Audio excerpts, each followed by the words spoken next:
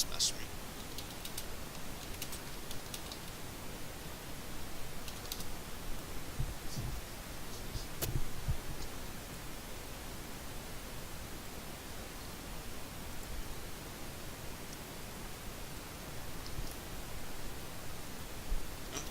There we go. Get my sound off for a second.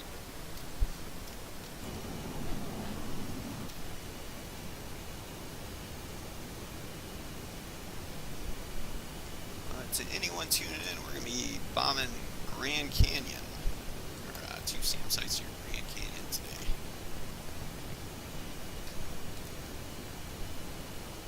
Which that is 320 nautical miles, so that should be about 30-40 minute flight to the target for doing 0.8 to 0.9 Mach. But without further ado, I'm going to go ahead and get airborne. Let's make sure our trim is set.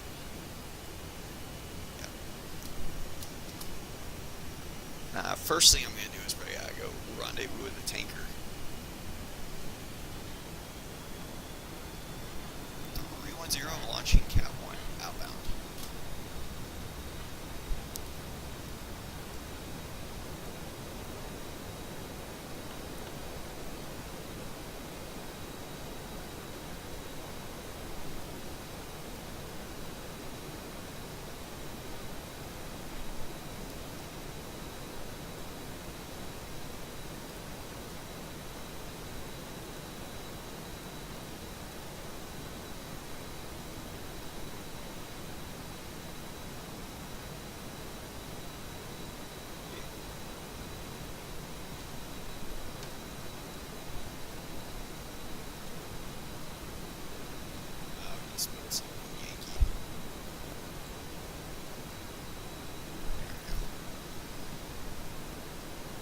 Wasn't picking up my tanker for a second.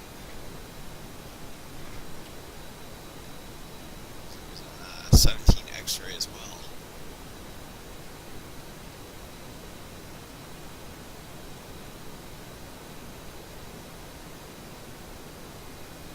Looks like AA has joined the game.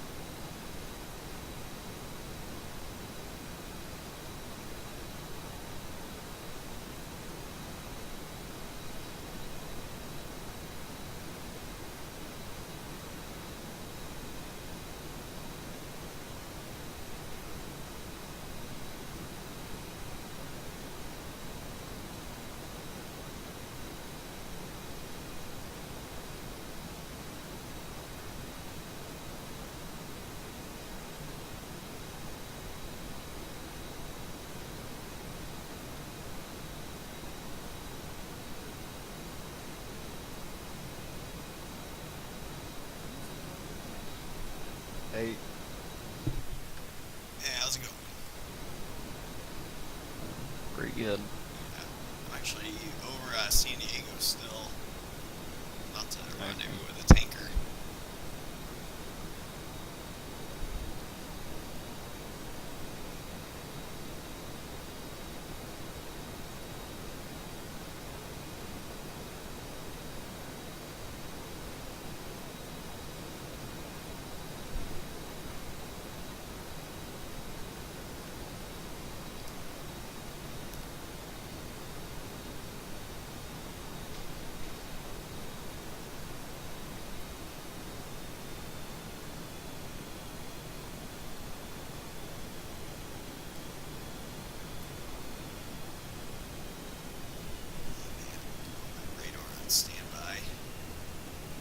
I had to reinstall everything last night.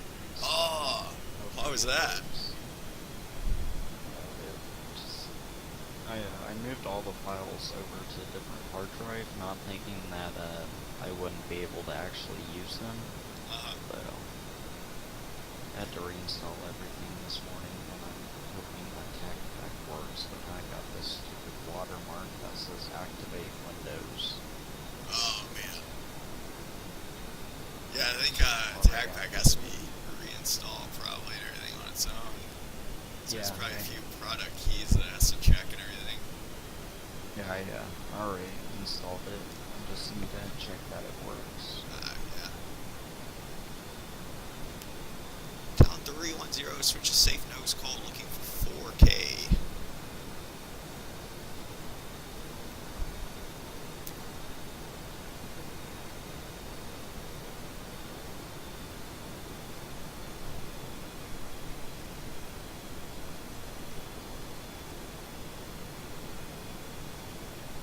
Until this guy starts heading back to the east. Probably get gas from him.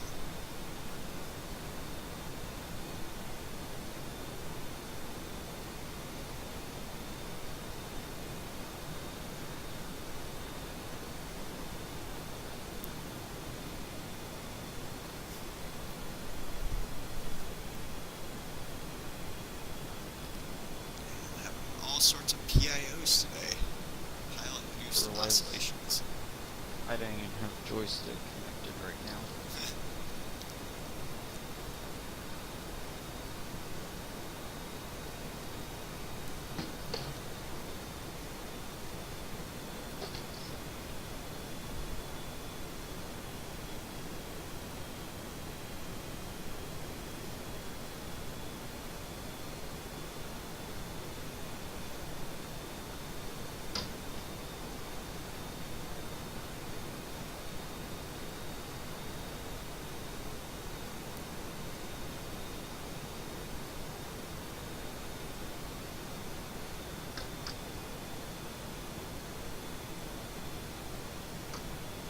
There he goes.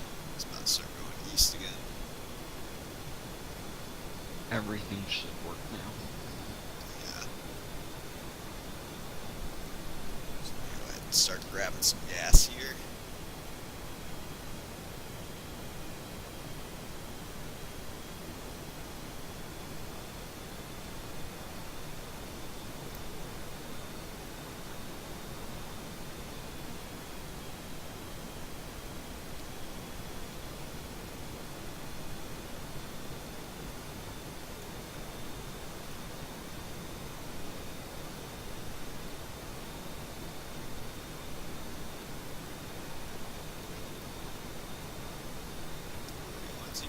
Receiving fuel.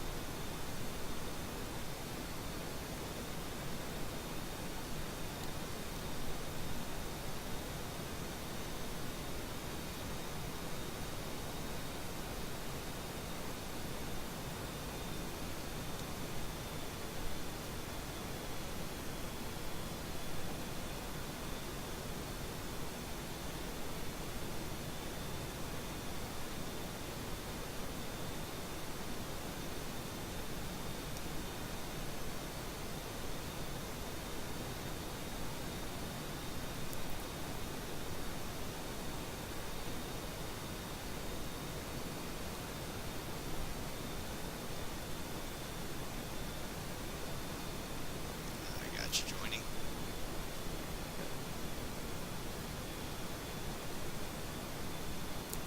Topped off on this tanker already. So I'll probably just hang out in here if you want. Okay. I should spawn in the end if I do. Oh, yeah.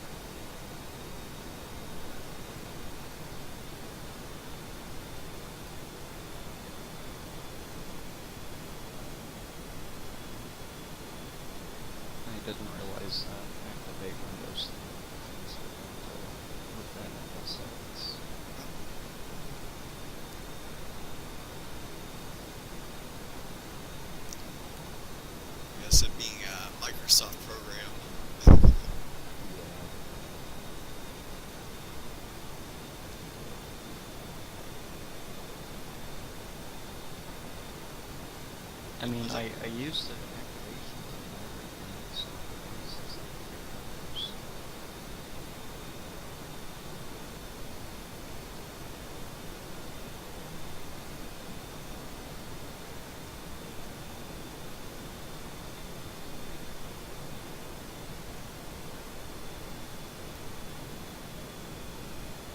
David's family has joined the game. Is that you that just spawned in back there? Yeah, it should be me. Yeah. Yeah, I see ya.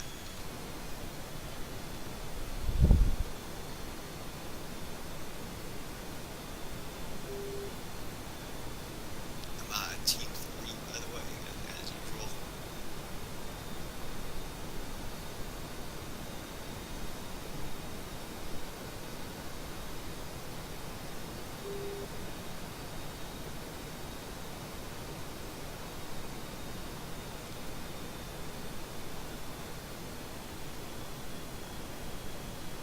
I got your friendly spike.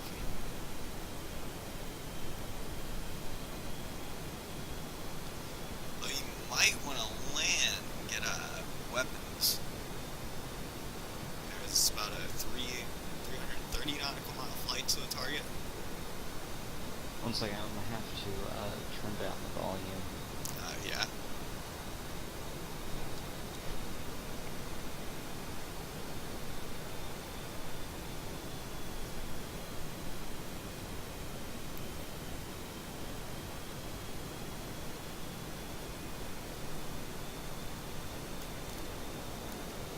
It's kind of a sloppy tuck under.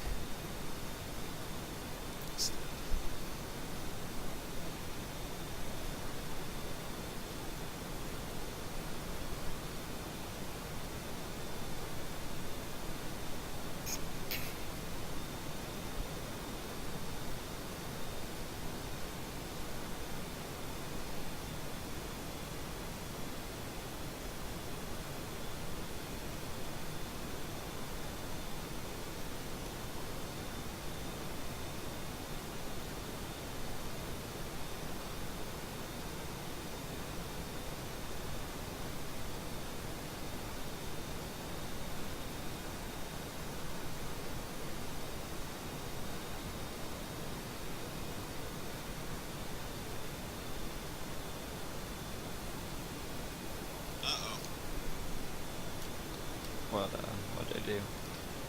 Oh, I'm just getting a really hefty lag spike. Okay.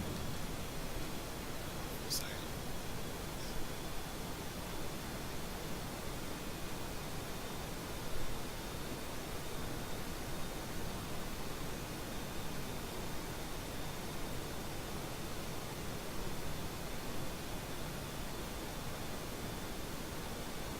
Are you still near the carrier? I'm right next to the tanker right now. We're in What? right echelon with it.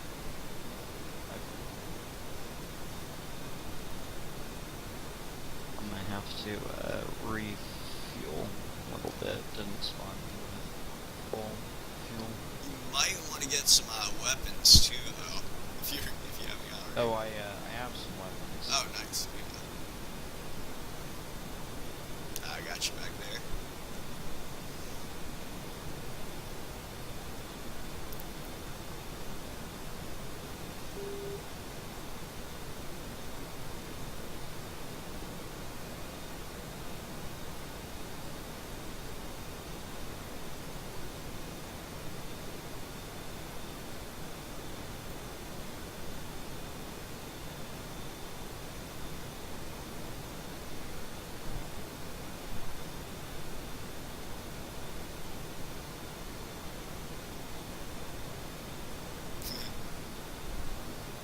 So a good way to bleed off speed.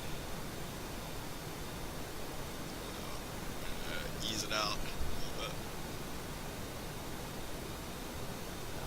I forgot. I would go to the tanker, not to me. Oh, okay. Yeah, I don't. Because I'm gonna have keep any on of my widening controls out to set. try to space this.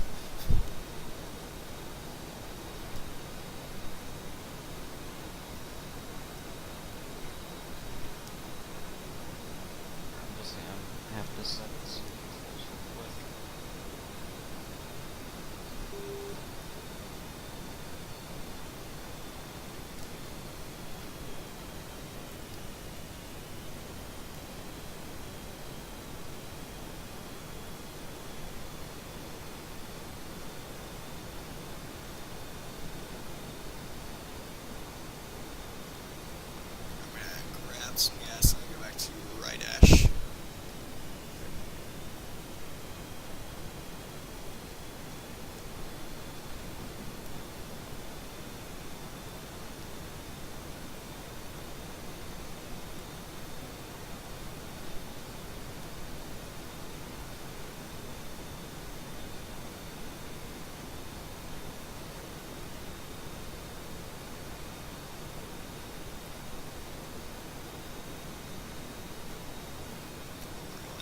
Receive fuel.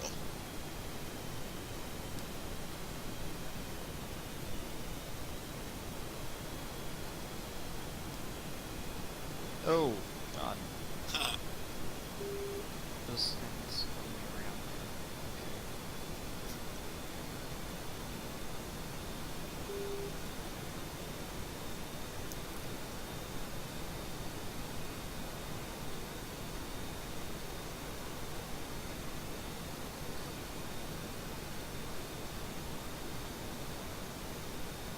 I am full of gas. Go ahead, back on disconnect.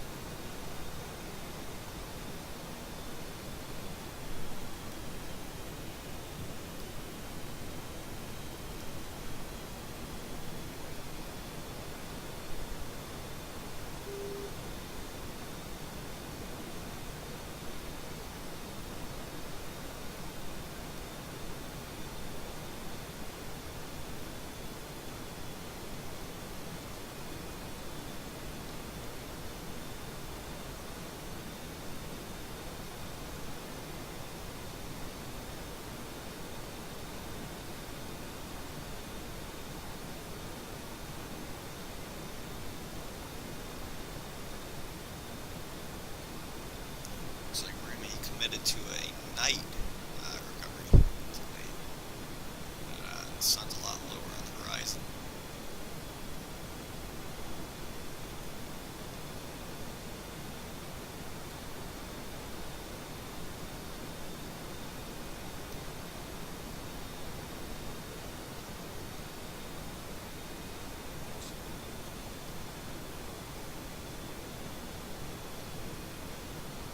Yeah. I think I'm gonna go ahead and leave and try to figure this stuff out. So, Yeah.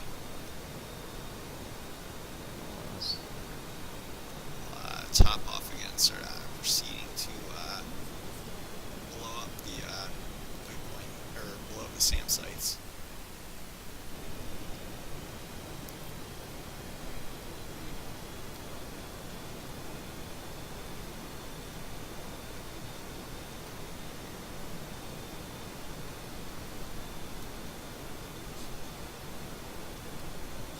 To check regular chat.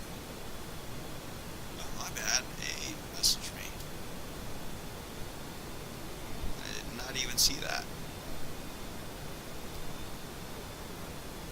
But if AA's watching, I'm doing good. How are you doing?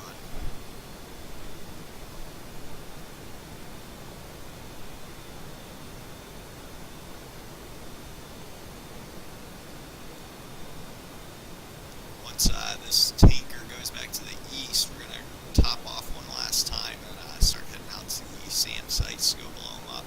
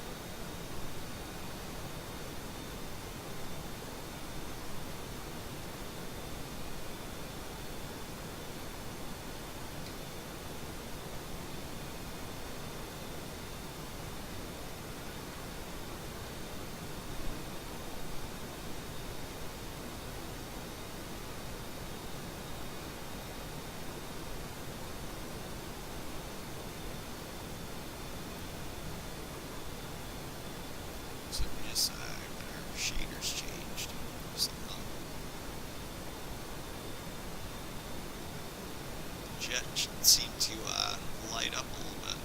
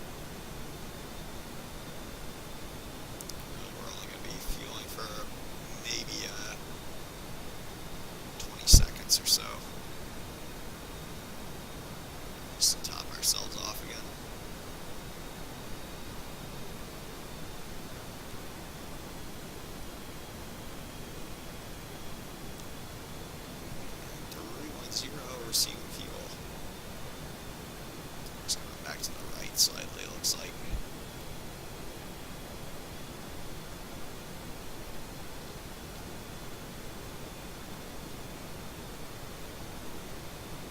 You're actually already topped off. So we're going to stow our probe. Say goodbye to this tanker. We'll be going up to Angels 35 for our transit over to Grand Canyon.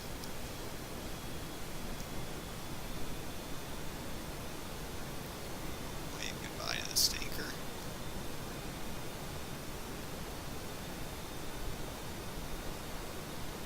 Start climbing.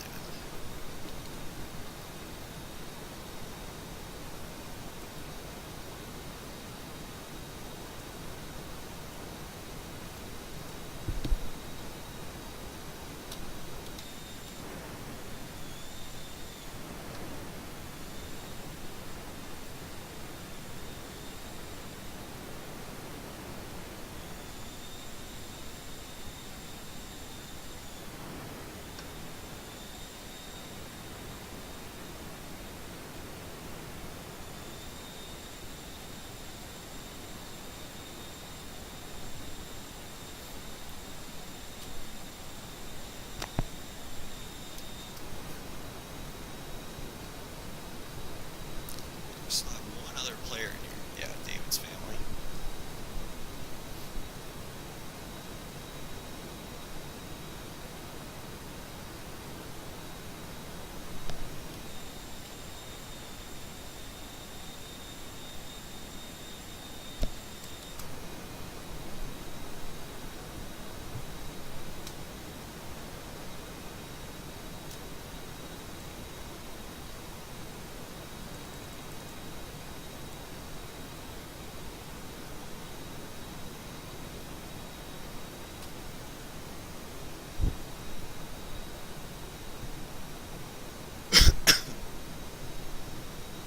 So around waypoint 1, that's when we're probably going to start descending down into the canyon. I'm planning on shooting my 2 harms first in target opportunity mode. Which really we have 3 different modes we can fire in, which is self-protect, which is when it's default. That's if the SAM site starts targeting us. Our harm's going to target it in response. And all you have to do is press your pickle button, then your harm missile should go out and find it. In the target opportunity mode, which once we start seeing some active SAM sites, we'll see some broken boxes on here. And in order to designate one, you just hit Control U or uncage your weapon, and that should lock onto one. You can also hit Shift R to switch between multiple ones. Then PB mode, which is pre-brief mode. That's going to be if we already know what the exact location of the SAM site and we have it as a target on our HSI, we can tell our harm missile to go into pre-brief mode, which will shoot it around 32 nautical miles. But we're most likely just going to be sticking to target opportunity today, because we do not know the exact location. We could figure it out potentially. We might actually switch over to pre-brief later. And of course, if we get targeted, we might actually have to fire one in self-protect mode too. That's an Angels 32, still 3,000 more feet to go. I'm going to go ahead and turn on my radar again. Or take it out of standby mode.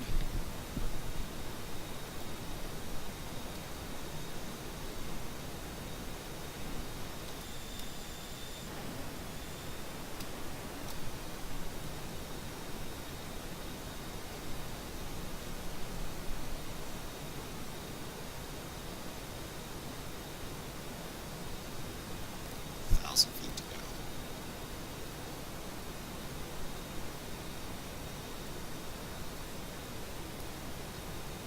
Start adding a little bit of drive.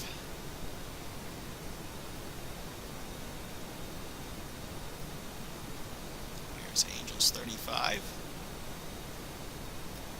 This will be close enough for government work for me.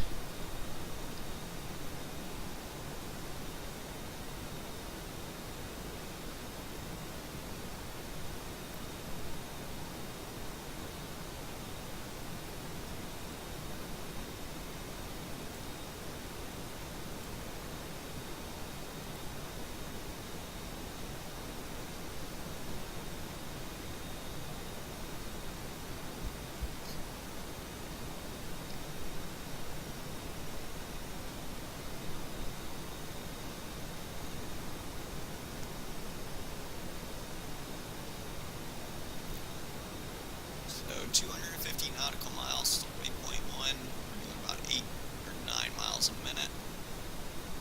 So that would put us just over 25 minutes, about 30 minutes of flight time, expected to waypoint 1. We'll look down at our HSI. Yep, it concurs. It's guessing about 31 minutes.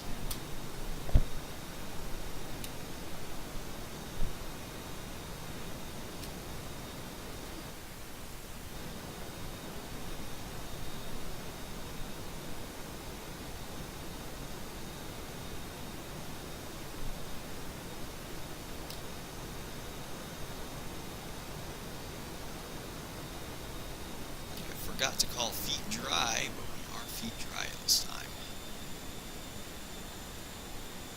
Looks like we flew right over SeaWorld. So we were our feet wet for a little bit longer than I was thinking.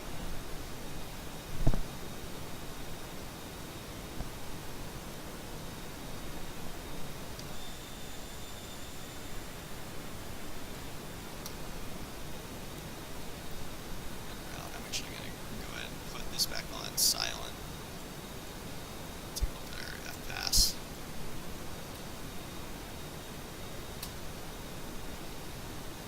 Got plenty of range. And we'll be burning a little bit more gas over once we get to the target area. Just because we're going to be descending down a little bit lower.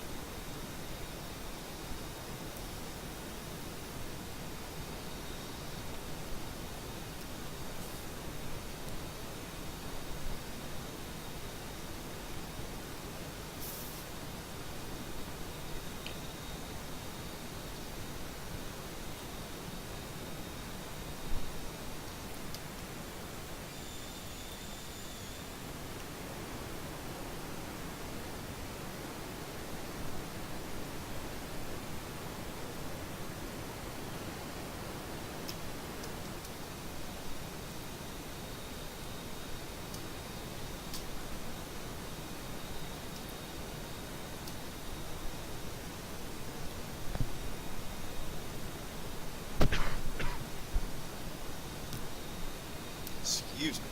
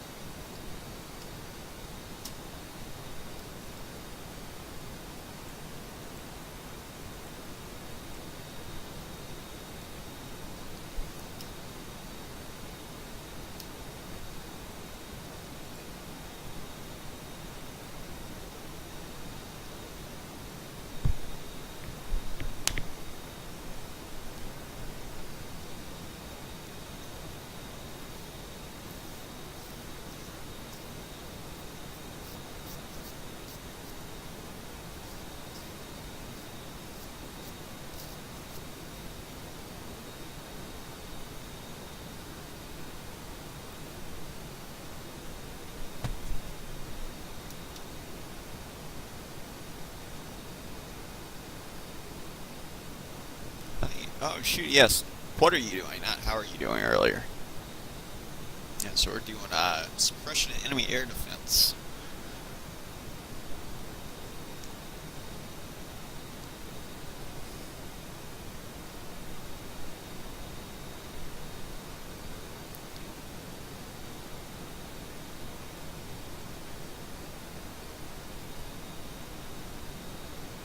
So we got a while to go, though. At least 25 more minutes till waypoint 1.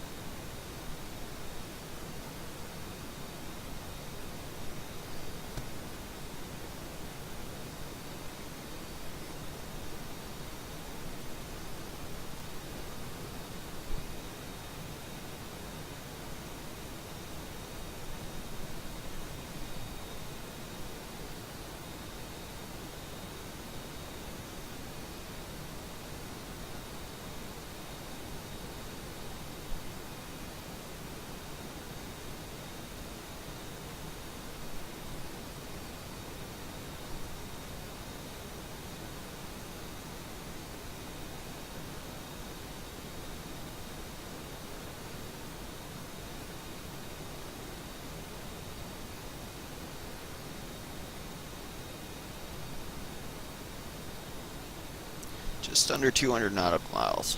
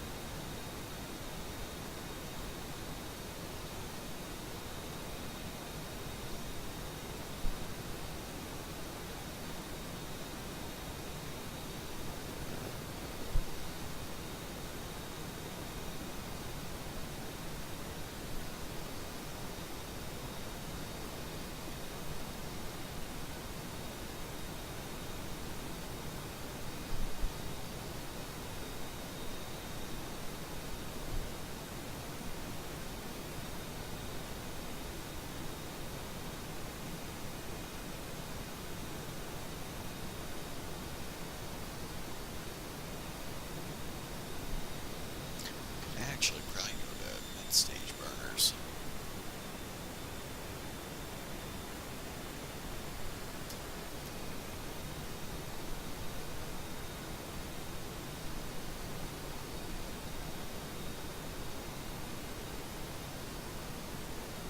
Since we have plenty of gas to spare.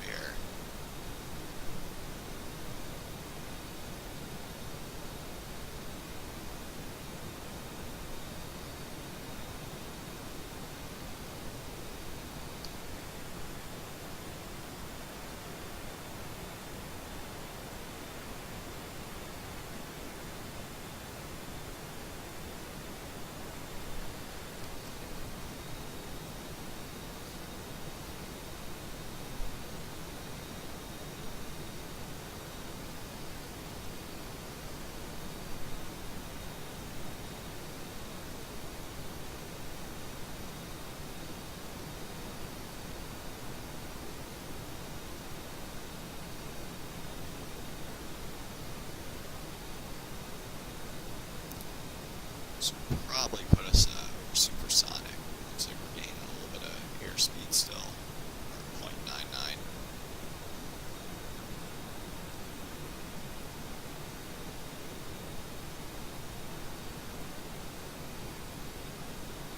There's supersonic right there.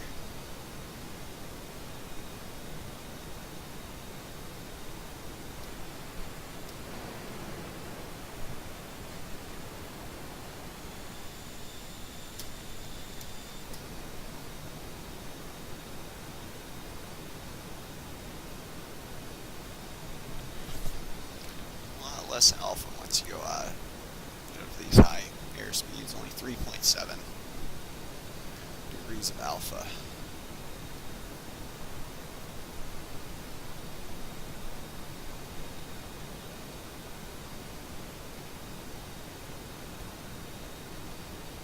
So we're going 10 miles a minute now, so it'll put us about 16 minutes out from waypoint 1,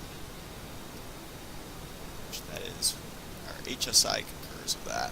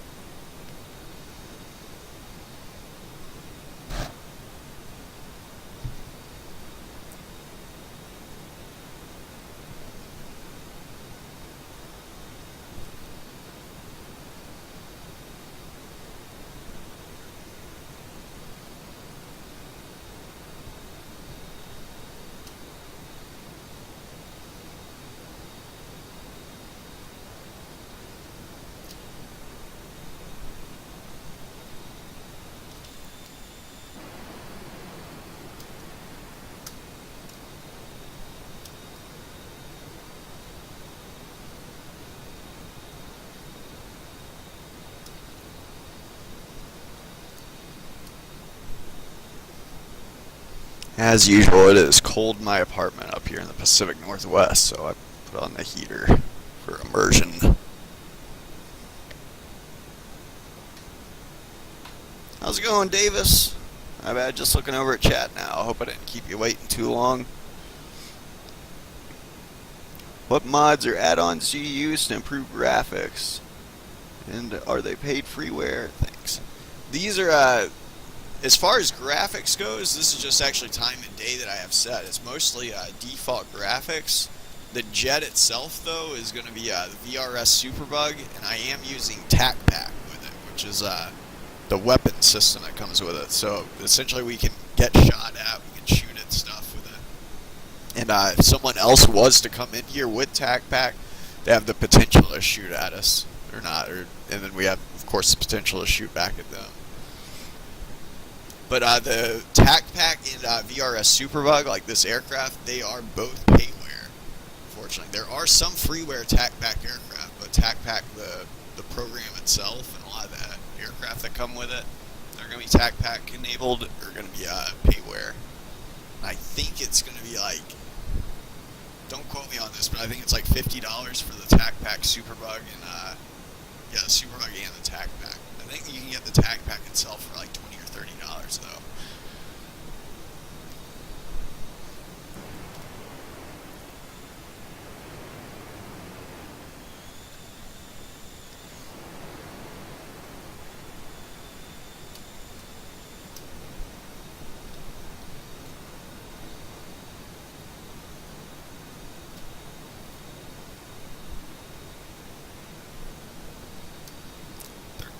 Out.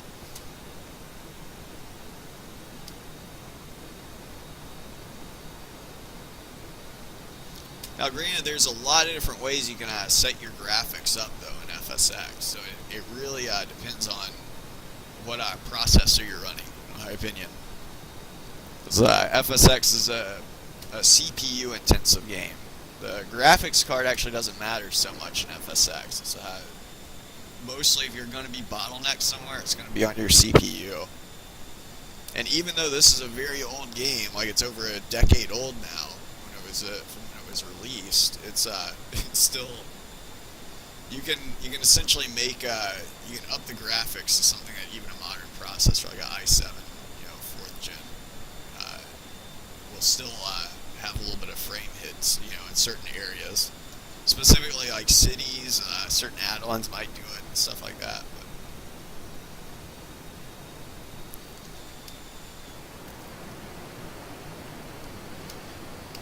But that's not to say that a graphics card can't help the refresh rate, but I do know, and I think actually with Steam Edition you do need a graphics card in order to run this game, but I do know with Box Edition when I used to play it, when I first got this PC, it actually did not come with a graphics card.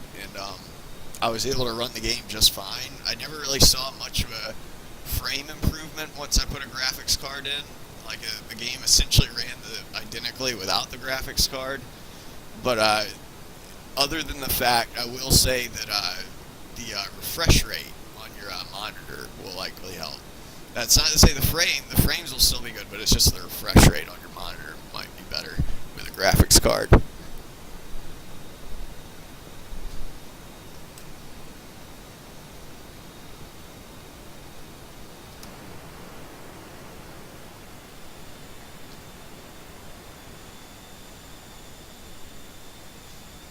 I am running a GTX 660 now, I believe it is, though.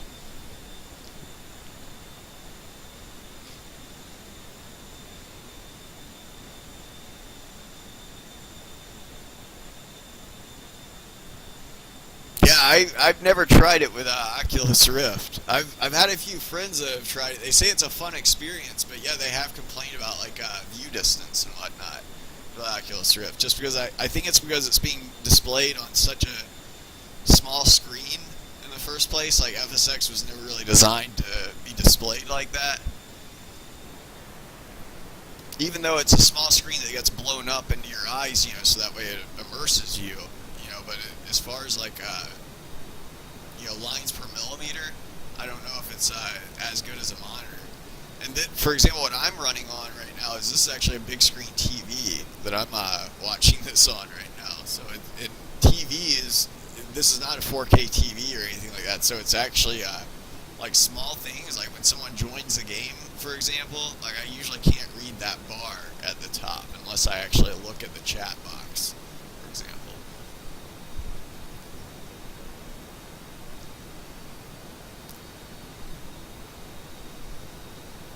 Now, it doesn't matter too much for like spotting stuff, though. I can still usually spot other aircraft, but that's actually done in your FSX config file. If you have a problem with aircraft disappearing too far away, which is kind of a big deal in TACPAC, because like if someone else, like a bandit, was to join, I don't want them flying like a mile away from me, and then just all of a sudden I can't see him anymore. So that's actually done with there's a small part reject radius that you can set in your FSX config file, and it will essentially keep them viewed all the way out to 10 miles. Now, granted, with TACPAC, you don't get labels on anyways, or in most servers you won't.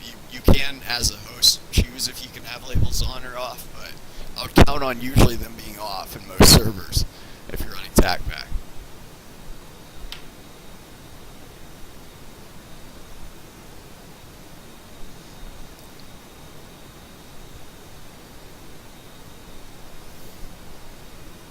So that's another big reason you would want to do the small part reject radius for your view distance for AI traffic. Because while in multiplayer, even though it's another multiplayer, it's actually displayed as AI traffic essentially, or it's done via the same mechanism in the FSX config.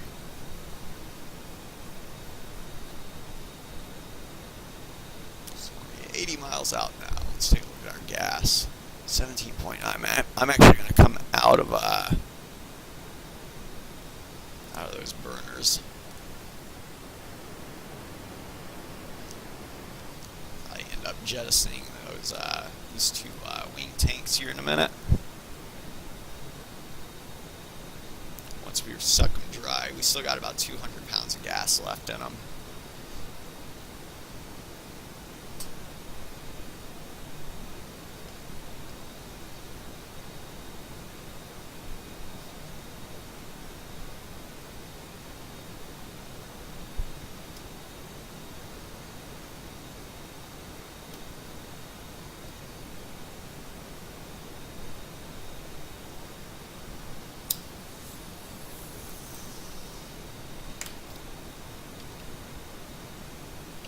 So we got about 50 to 100 pounds left in them now. They're almost dry. Once this hits 17.6, we'll know they're dry.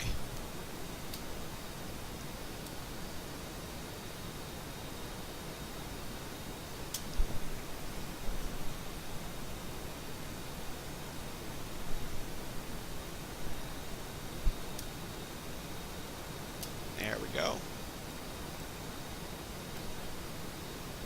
There goes our wing tanks.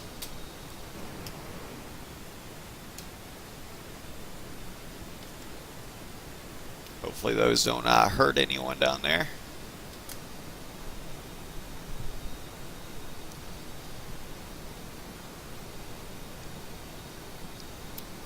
In real life, you would, there's obviously only certain areas I think you're supposed to jettison those.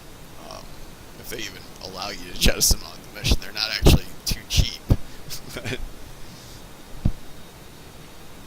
But we're treating this as if it's we're in combat.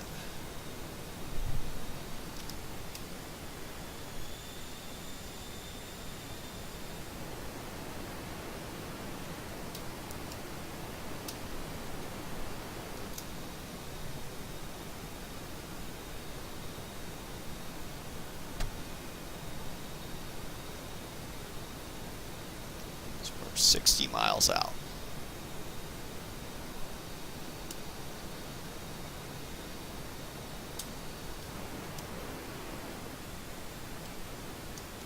So on the minimum burners.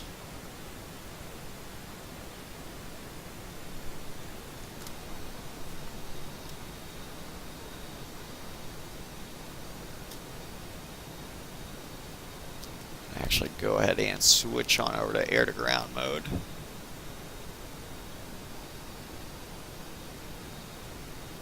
Looks like we can already start to see the canyon. There. Weaves kind of around.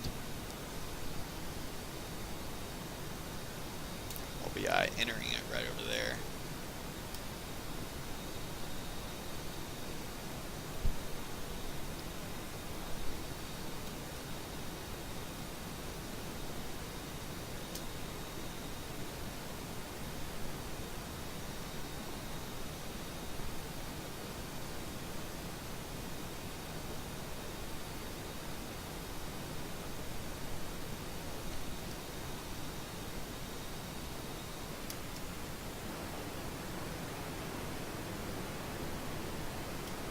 See it up there.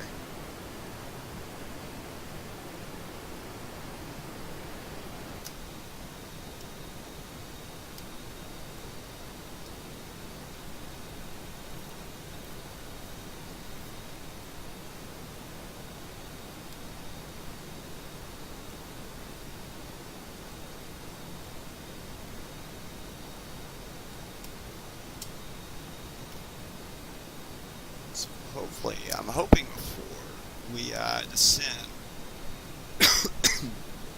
Excuse me. Want to get hoping we get that spike from the SA2 launcher, so that way we can get its exact location.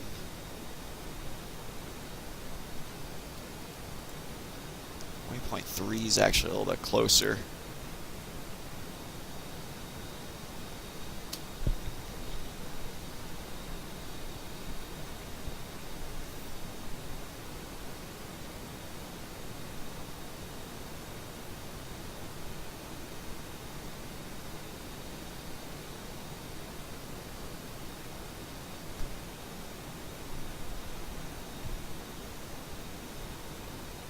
How's it going, Arrive Fly 60?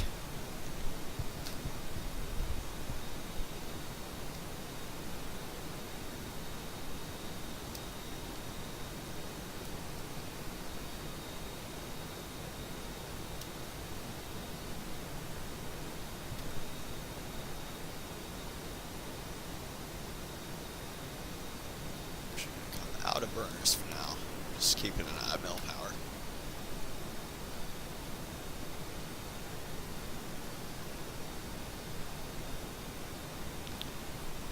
Usually if there's a potential to get shot at by a SAM, you want to keep yourself pretty fast, but then again I don't want to get too close either.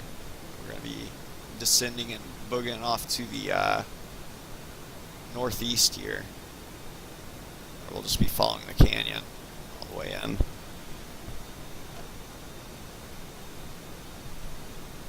Yeah, it is a ton of fun. I don't play FSX without it anymore.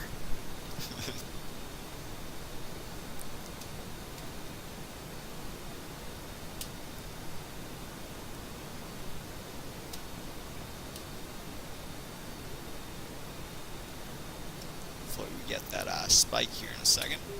There we go.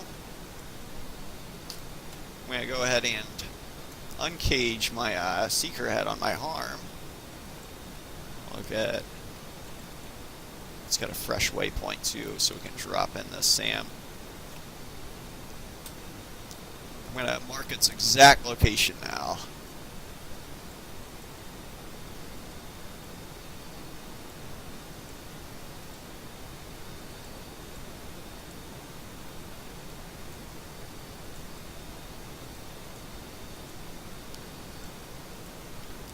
That is in. Nice.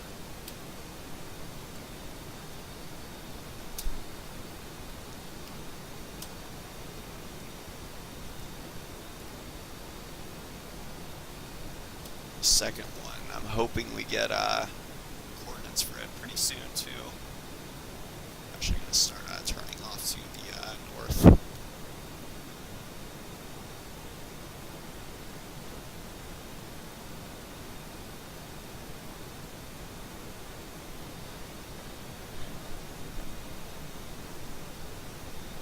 There definitely is carrier operations on this add-on. we have taken off from a carrier earlier, and that is what we're going to be returning to.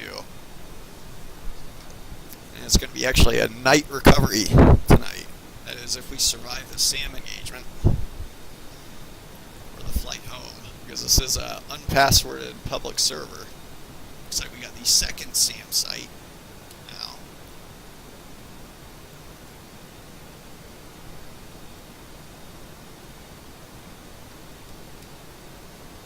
Go ahead and get coordinates for it.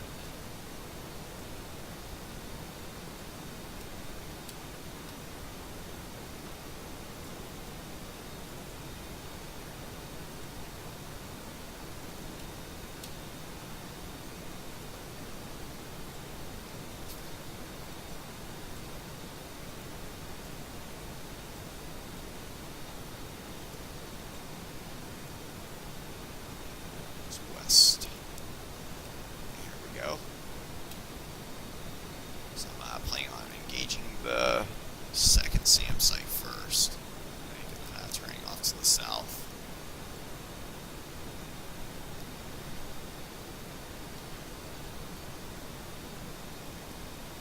Meantime, I'm going to go ahead and start descending down into the canyon.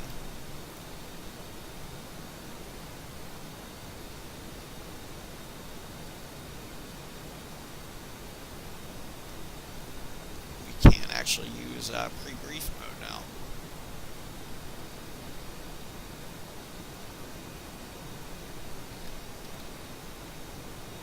Eight 748 feet. Let's correct that.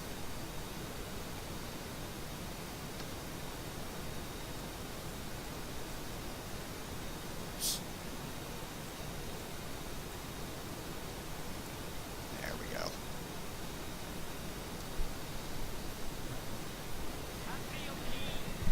I appreciate the follow.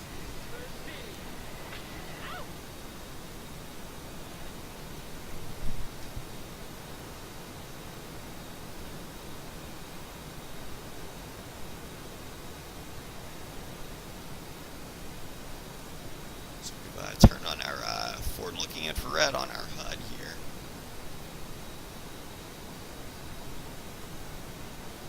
Stop contrailing again.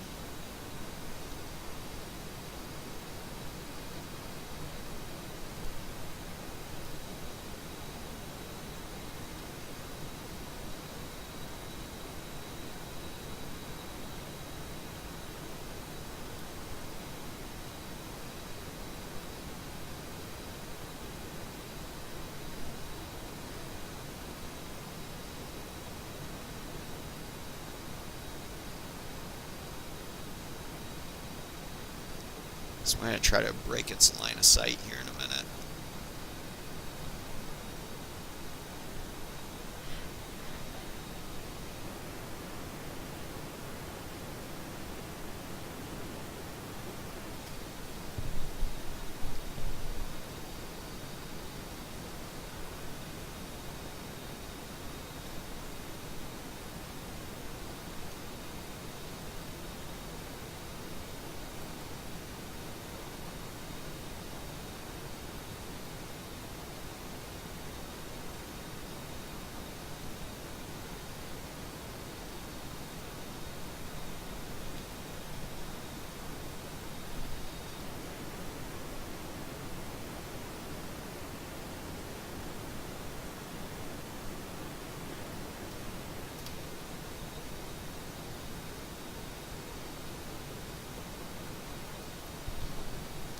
There's nothing in a second. We're about to start breaking line of sight. So our gas is doing 15.9.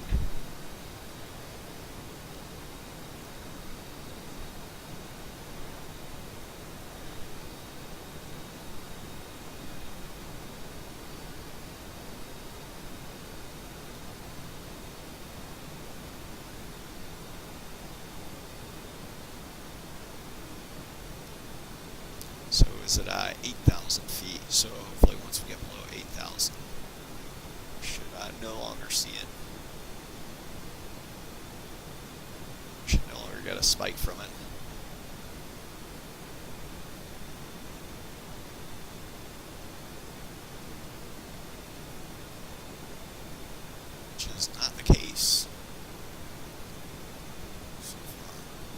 Must be on the side of a mountain up there.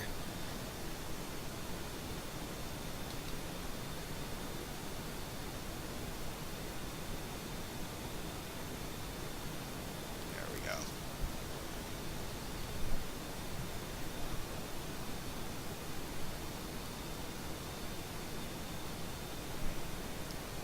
Oh, my bad. Let me take a look at chat.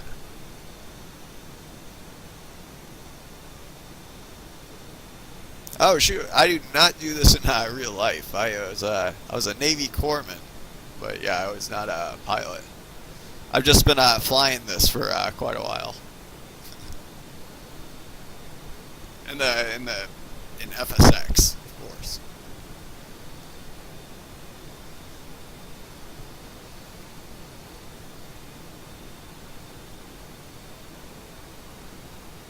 So we're 30 miles. I'm actually gonna go ahead and pull on up. See if I can't get a shot off.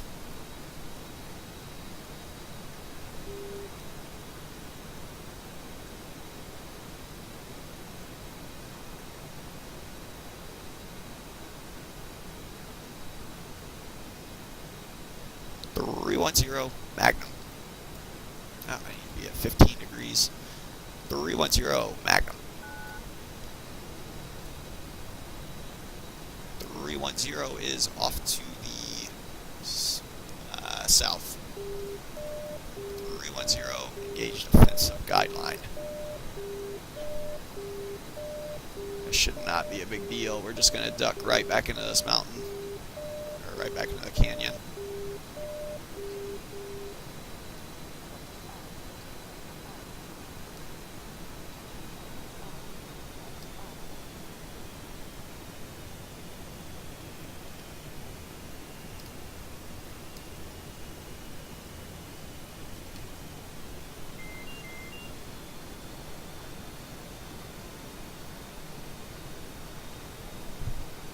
Hopefully that will do its job. Let's see. Go ahead and waypoint designate our second SAM site out there. Keeping home master caution, home fuel master caution.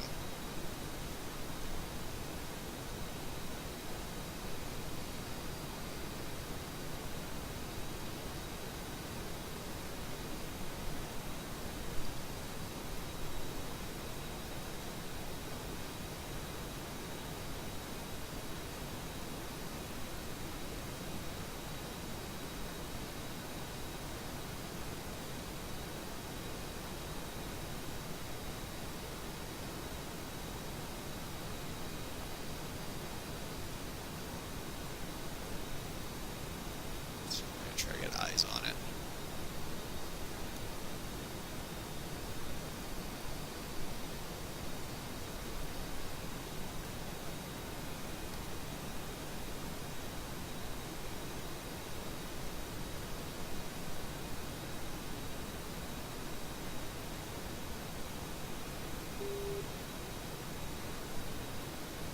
It's still active over there.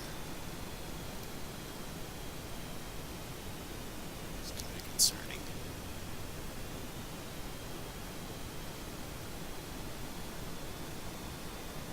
I'm gonna put it on my beam maneuvering queue and climb and see if that other one illuminates me.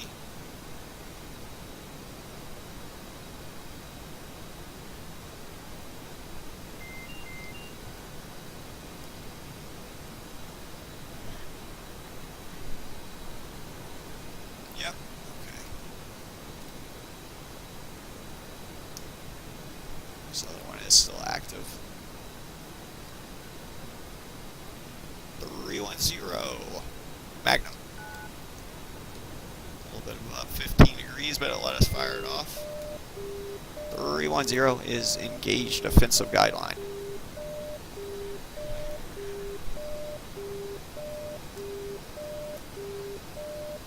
Is off to the northeast.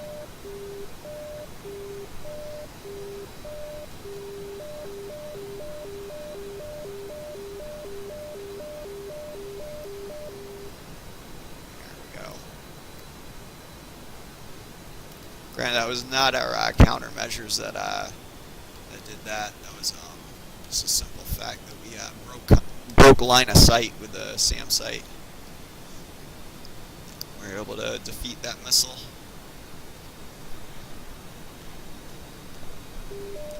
Oh, looks like one of the missiles has found us.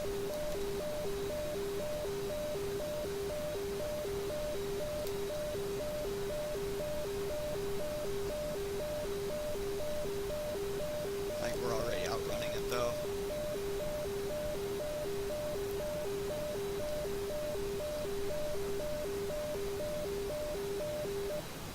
Yeah. Defeated that one too.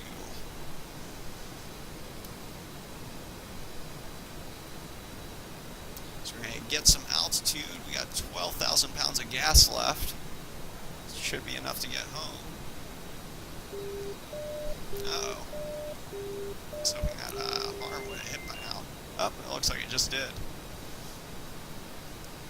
With that being said, we're going to get some altitude. Turn on our lasers. And we got 2,000 pounds of laser-guided bombs that we can, actually 4,000 pounds.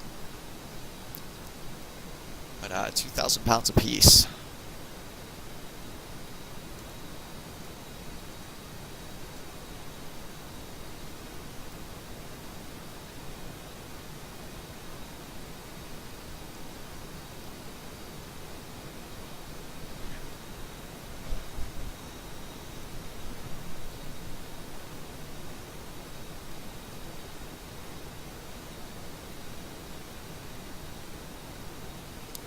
So it looks like I'm going to be hitting the airport first.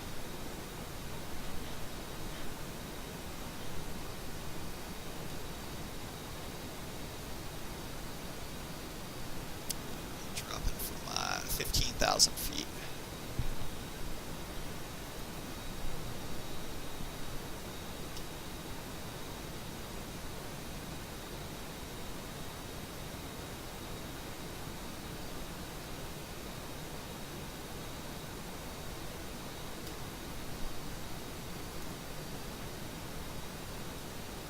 Looks like we got something down there.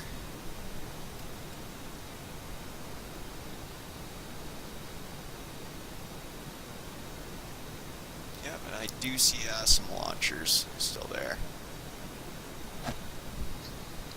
Got a radar site right there, and a launcher right there, and there.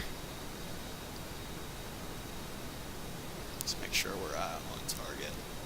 Looks like we are.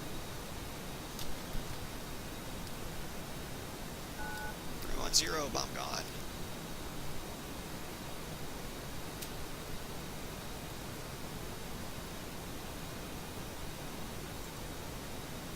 Wide field of view.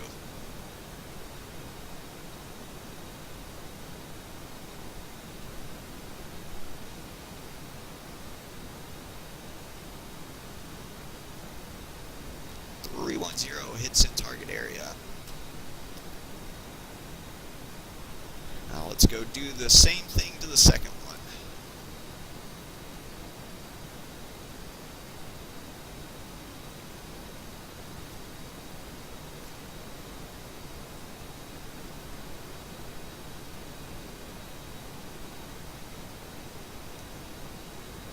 For this one, we're just going to be climbing while we're en route to it.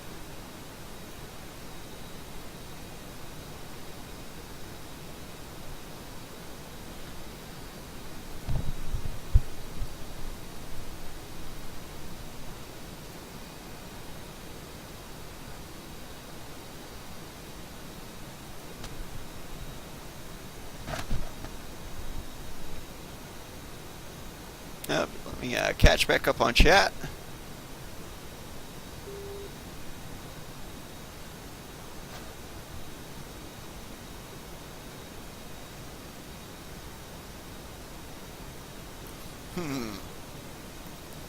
Yes and no. Like a lot of add-ons will be a lot better quality and whatnot, but the cheaper ones, a lot of times you might be disappointed with. So, like, there's definitely some freeware add-ons out there that are better than payware than a lot of. But there's also like the best payware out there is obviously going to be better than the best freeware out there. But yeah, at the same time, it's there are some freeware stuff that I've flown that I think is better than some of the payware stuff out there. But in my opinion, for military simulation, at least for naval aviation right now, if you're trying to simulate the Superhornet, hands down, there's nothing better right now than the VRS Superbug attack pack.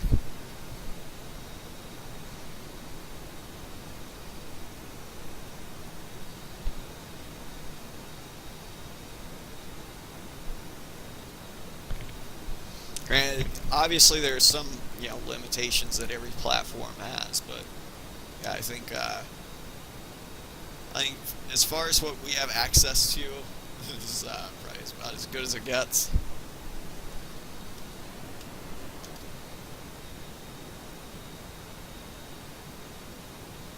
This is kind of concerning.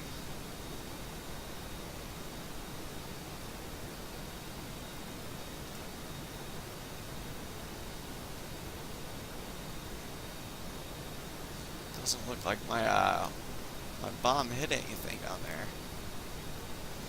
I'm tracking something directly in front of me, but the spike is off to my left, so that tells me I need to rethink. I got it visually now, so I can just gotta put my velocity vector right on it.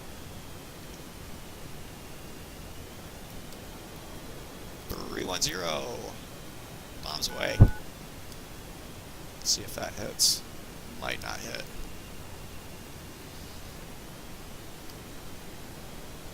So there's a chance I release that out of parameters.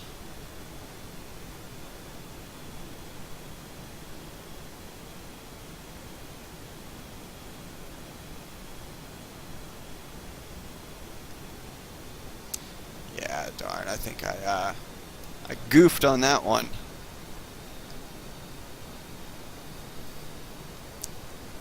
Let's see what we got though for it. Yeah, that is a whiff. That was when I dropped it, the bomb didn't. It was outside of its acquisition cone. My laser was, so it ended up just free falling.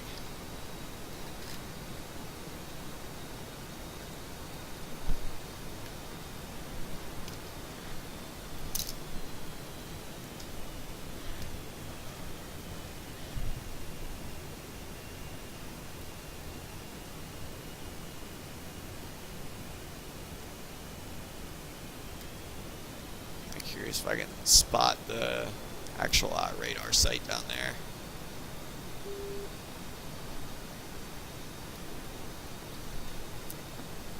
With all those trees, though, that's going to be difficult.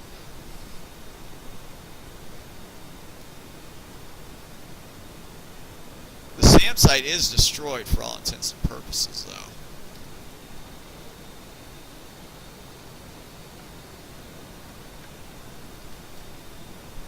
It's not able to shoot at anything anymore.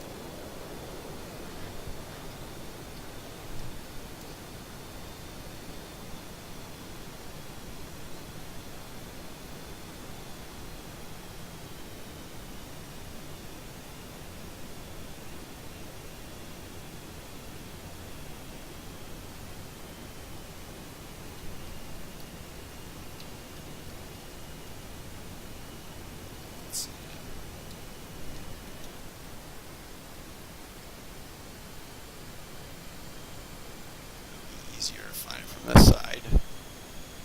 I think I'll try to spot it one more time. I probably gotta start heading back to the ship.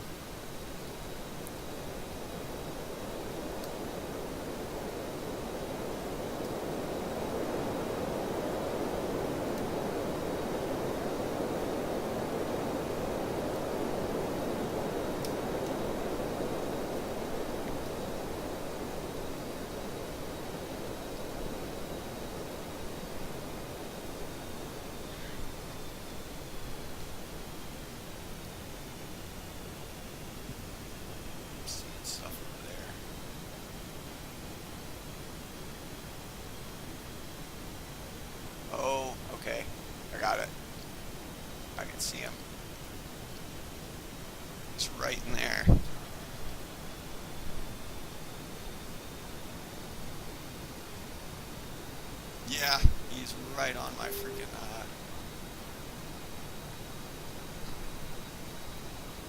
I'm going to actually switch over to high, or 6,000 rounds per minute.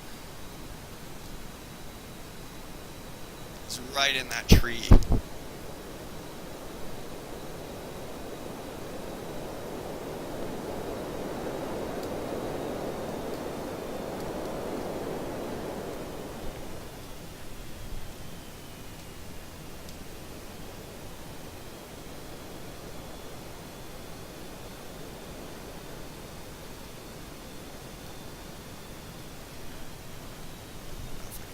Side.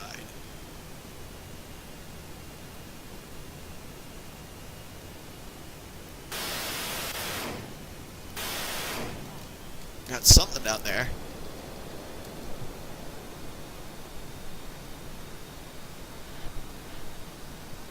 Don't think that was a radar sight though.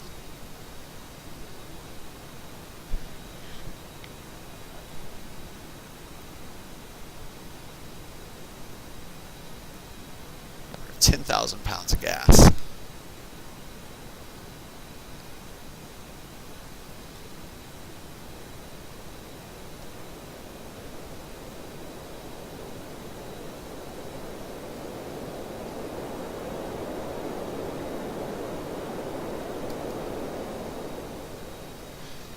By the way, you would never want to do this with an active SAM site, or even if you thought there was someone with man pads down there, something like that, getting that slow.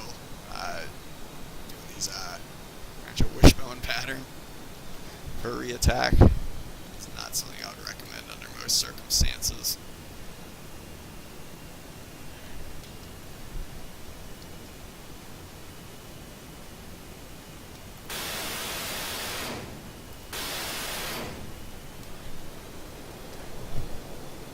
Zero Fox 4 and ground targets destroyed. We only got 160 rounds left.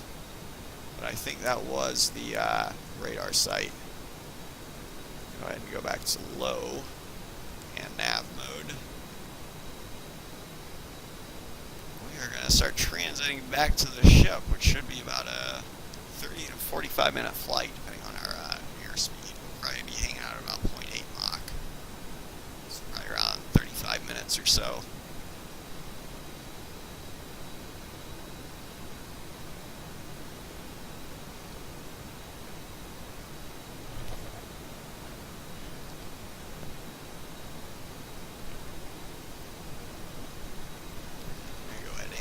Clean up some of these SAM sites, or if there's anything left of them. I think there's something left of that one, so there's probably those two launchers still there. So they'll get rid of some of the sim objects in the server.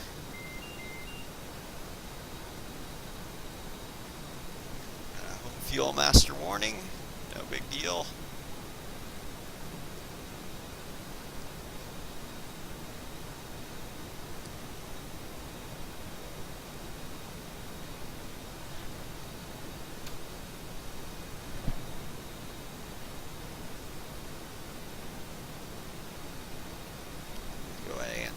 Our FLIR on our HUD.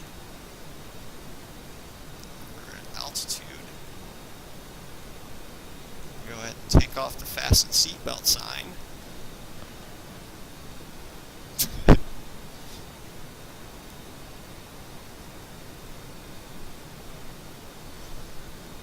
We are en route back to the ship. Have the ship on tack in yet. Probably getting there shortly. Seeing it pop up shortly. Probably the next 100 miles or so. You're still all alone in here.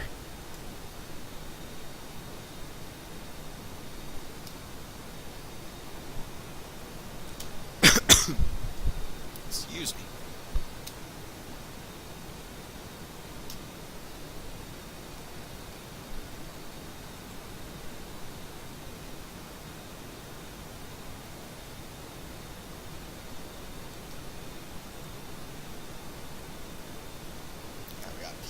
Gas to get back.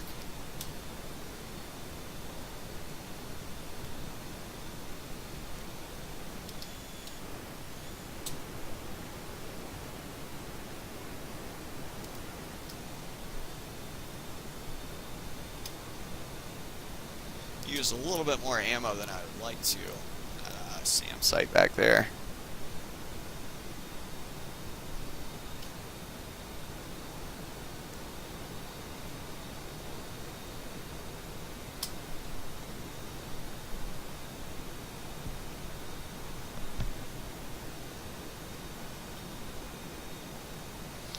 Just looking back over at chat, see anything new, but cheap starter aircraft I would recommend though for this game. Really, I think one of the best things is if you just get TAC Pack, but then get, like, Dino has some great freeware ones. Like, granted, they're not going to be VRS quality, but it would definitely be like if you're only looking to spend like $30 to get something that will get you weapons and whatnot, then you would be able to buy, I think it's like, $20 or $30 for the TAC Pack, and then you can download one of Dino's jets, like the F-14, for free. And that one does have the ability to drop bombs and shoot stuff.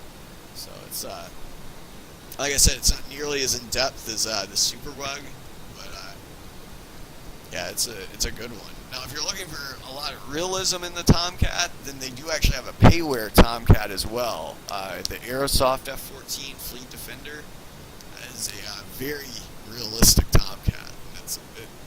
A lot of people don't like it because they'll get spoiled, by a lot of like the freeware Tomcats, or they'll have expectations of what it should be able to do. But the Aerosoft one, it really will punish you if you mismanage the energy. Like, it takes a lot of skill to fly that one. But appreciate the follow.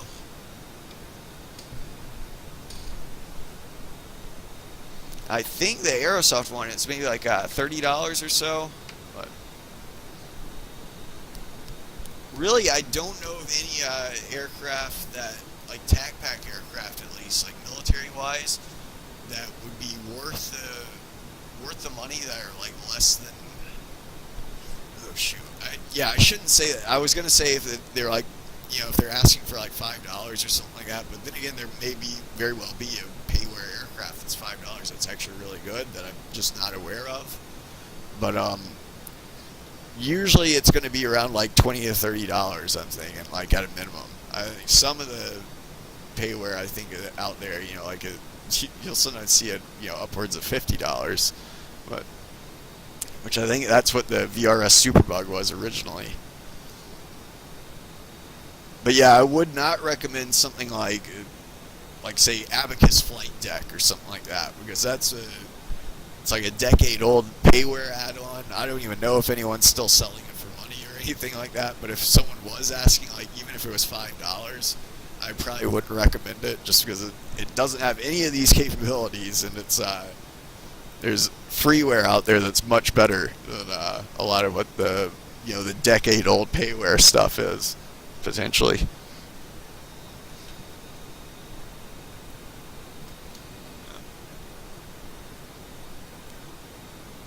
KGCN has joined the game.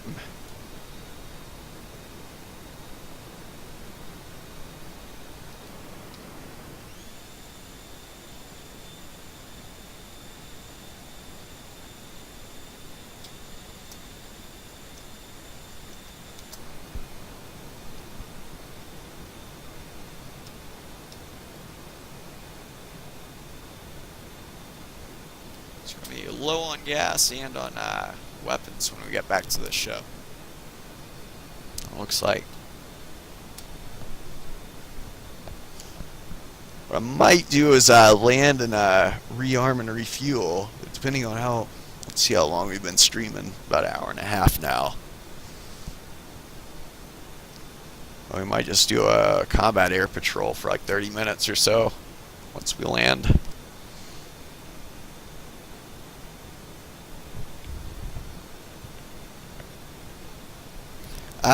We are going to be there in, let's see, looking about 30 minutes for the commence time for the Case 3 recovery CV1 approach.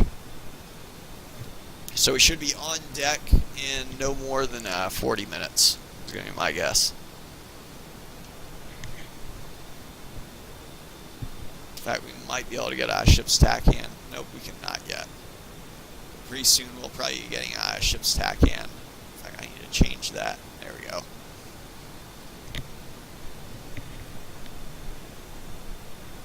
I'll be right back.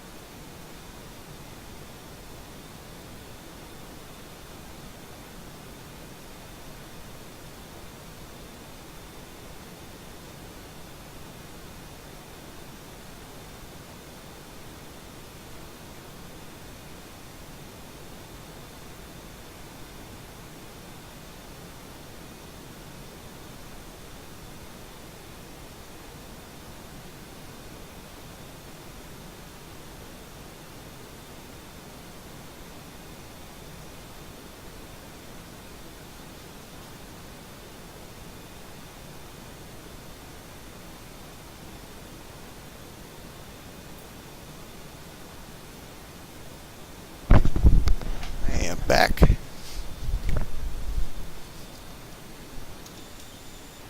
Looks like the other guy has joined in. So he's in.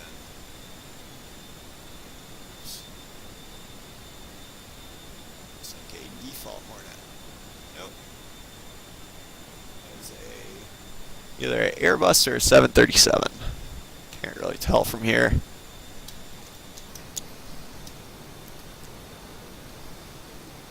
Actually go ahead and turn on our lights if we wanted to.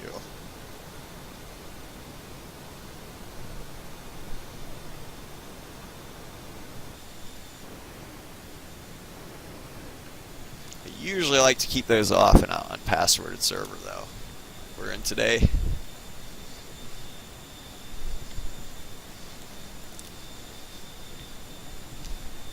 We got a full moon out tonight. Hopefully the aviation ordnance men loaded silver bullets in our M61 cannon there.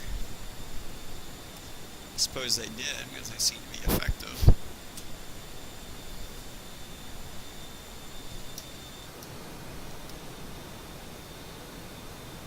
See, we're doing 0.95 Mach, so yeah, that Airbus is probably having a little bit of trouble keeping up with us.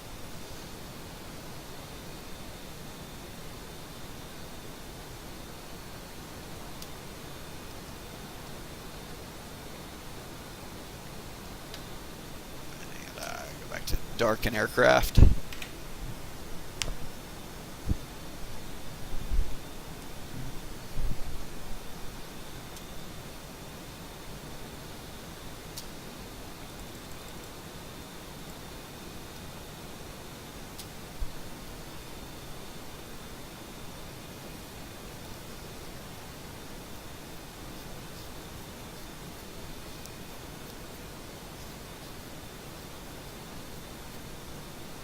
Might be in range of the ship now. Ship's tack in. Nope, not yet. So we've been, it's been sailing for about an hour and 30 minutes out of San Diego at 20 knots. So that would put it about 30 nautical miles away from the coast. So yeah, we should be about 250 nautical miles from the ship, roughly. Ballpark estimate.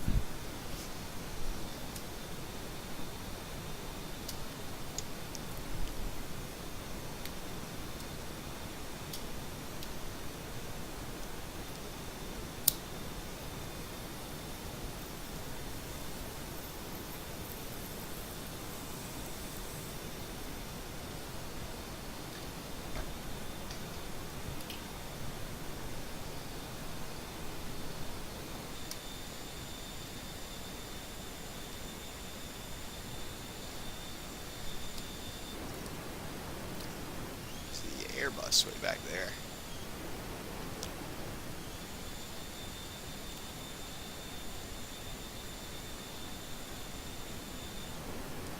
It's kind of odd. The moon seems to be on this side of us, but we're getting illuminated from this side.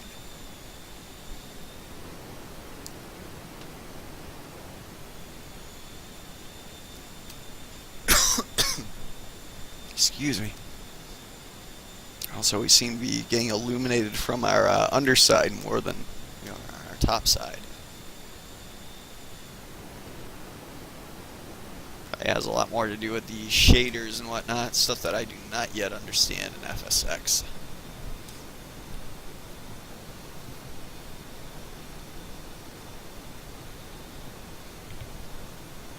It's probably one of those codes that works great in most situations, but maybe when the moon's low on the horizon or something like that, it doesn't work too well.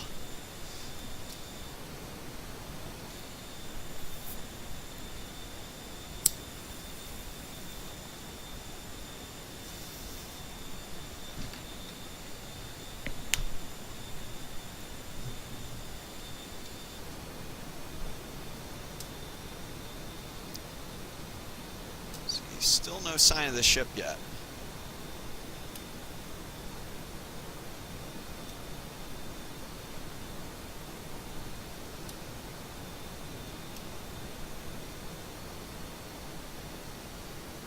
Which is kind of concerning, because we are getting 6,000 pounds of gas.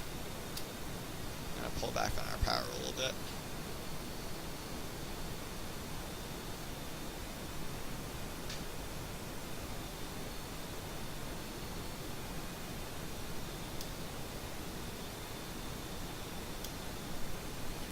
Probably get in the next 5 miles or so.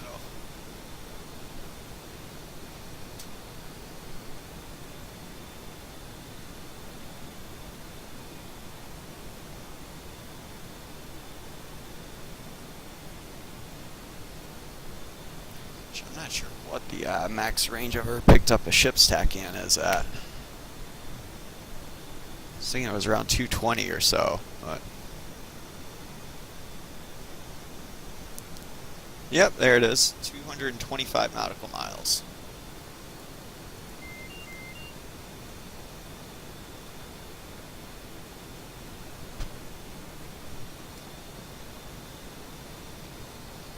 So we are now flying direct to the ship. estimating 30 minutes out. And we'll have about 4,000 pounds of gas when we get there.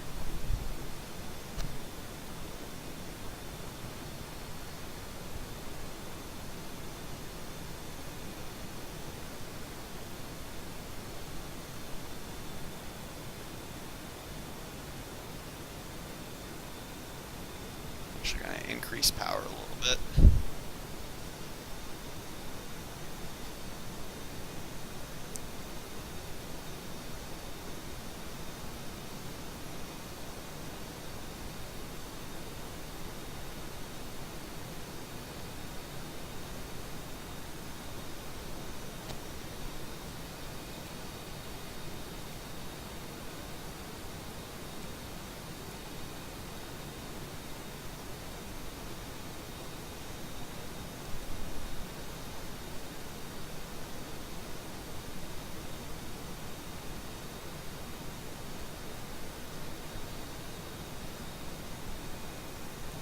Once we get to 80 miles, that's when we're going to get our base recovery course.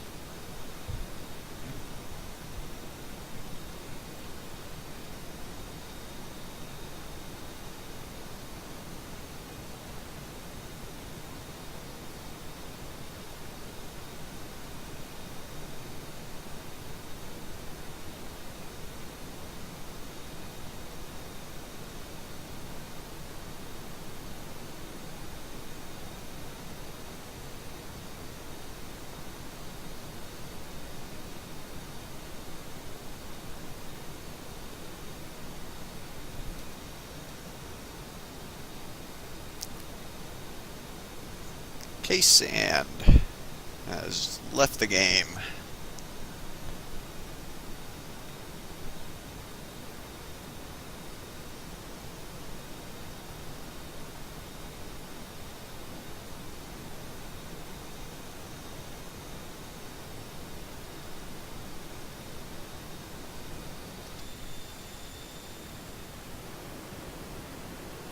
Seems to be illuminating from the correct direction now. Well, it's still illuminating our underside, it looks like.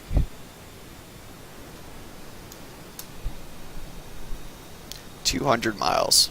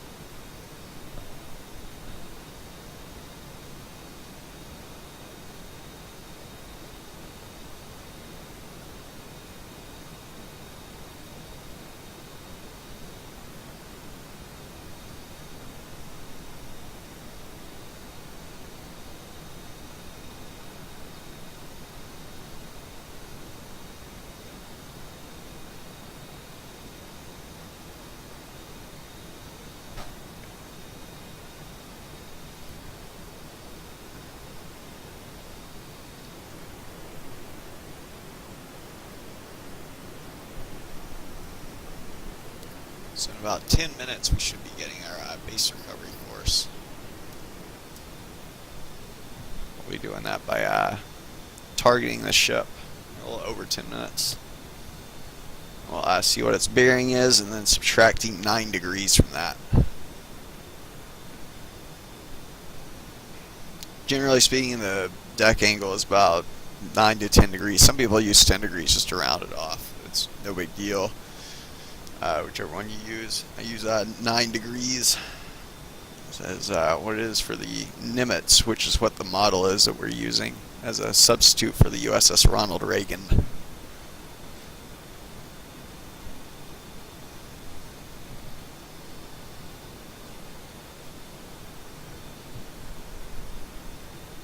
Actually, about a little over 10 minutes from this point, because we're doing 9.5 miles a minute right now.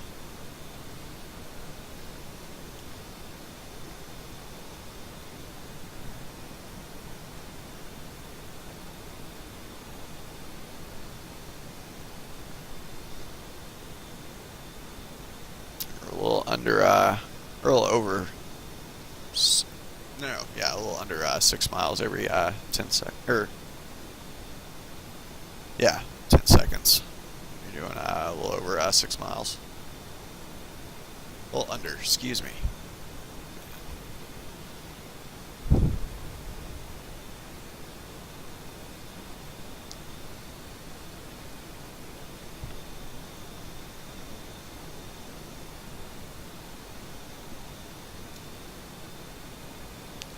MMSSK13 has joined the game.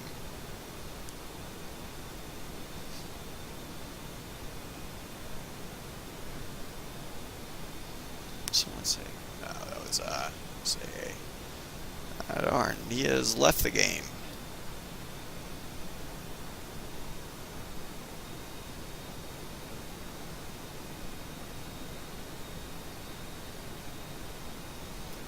I can start to see the coastline, it looks like, up there.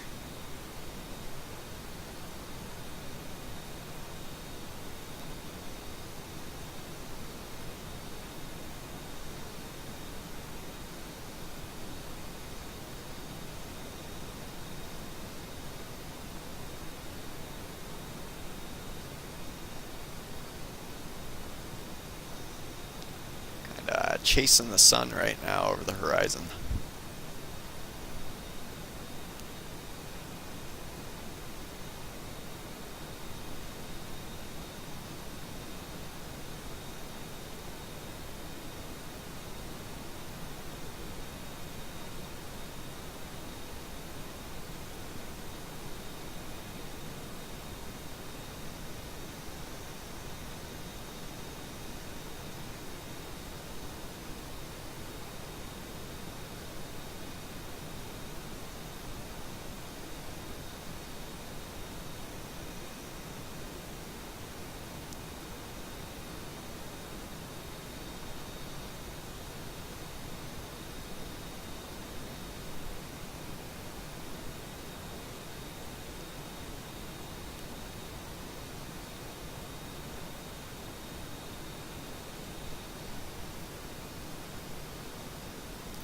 £5,000 of gas remaining.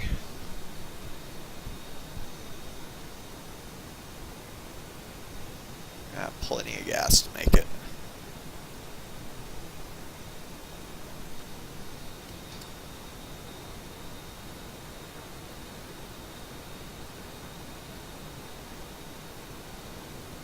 Airport down there.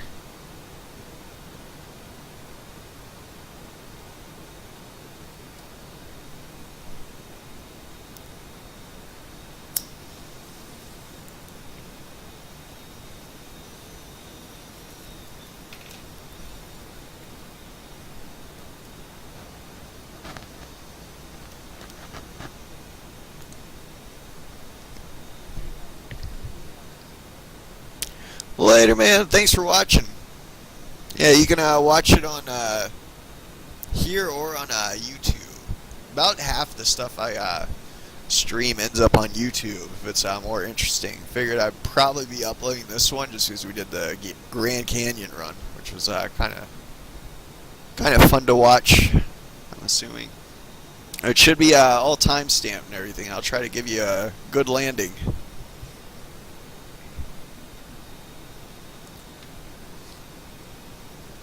Be targeting the 3-wire. See if we do that or not.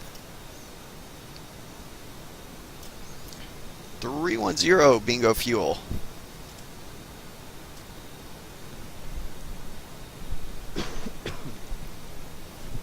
Which bingo is really the point at which we would be screwed if we were over the target still right now. So, worst case scenario, we could actually have made it back at a much lower power setting with just 5,000 pounds. We should have been able to.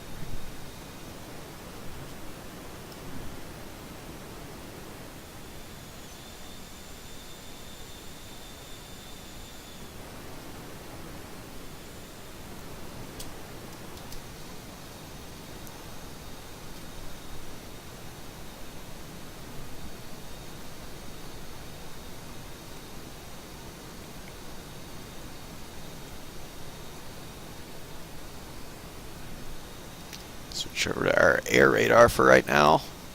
Once we get to 80 miles, we're going to be switching back over to surface and taking a look at what the ship's bearing is exactly. Subtracting 9 degrees from that and using that as our base recovery course. Our expected final bearing.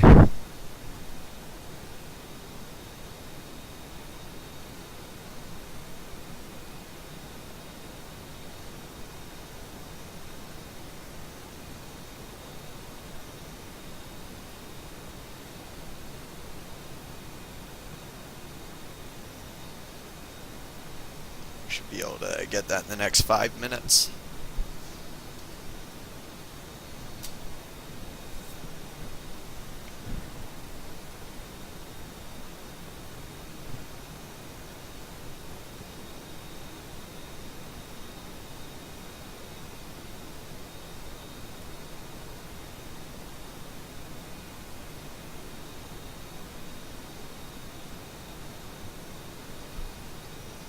I'm going to see how accurate my estimation was earlier.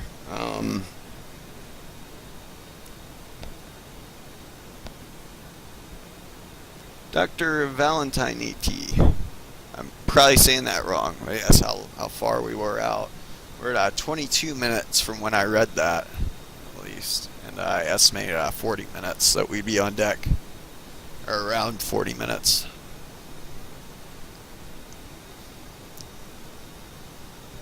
Running a little bit lower on gas though than I was expecting, so I can't quite catch up as much as I'd want.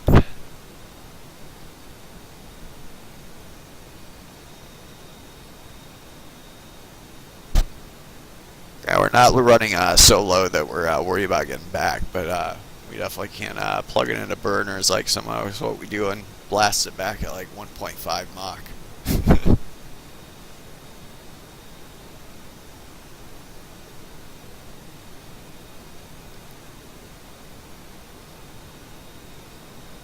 Which even at this altitude though, 1.5 Mach, if we were to plug it into burners, it takes a while to actually get up to that airspeed.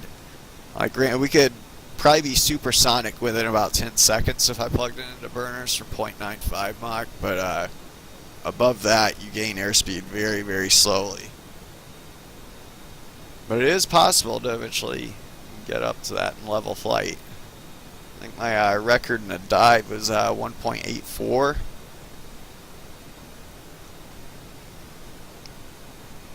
The Superbug at least.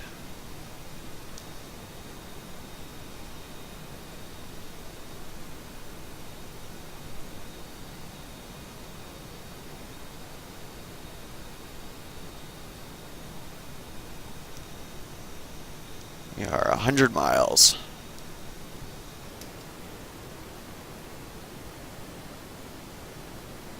So there's San Diego down there.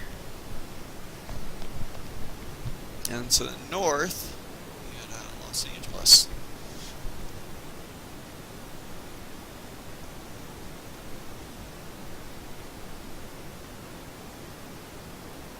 Somewhere in here is Camp Pendleton. Oceanside and Temecula is also right around there. It's right there, actually.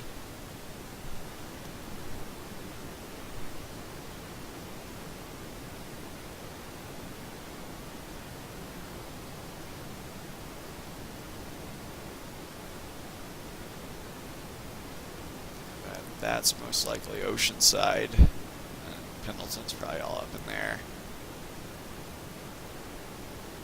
And that's probably actually Temecula.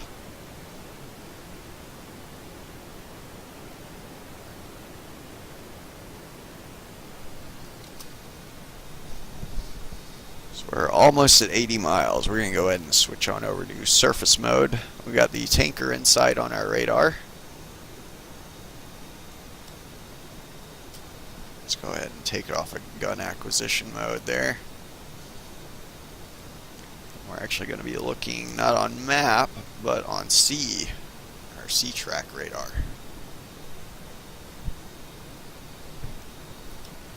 I'm not expecting to see it yet, but once we get within 80 miles, we should see a little dot appear up here.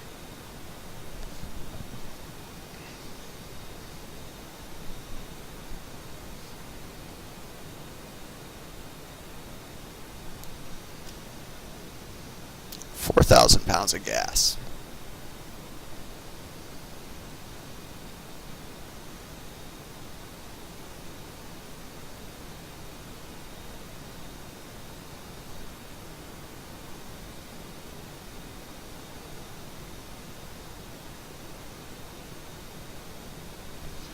Now we're within 80 miles. There it is. Go ahead and start tracking that. So that is 258 degrees. So we're going to be using 249 degrees as our expected final bearing.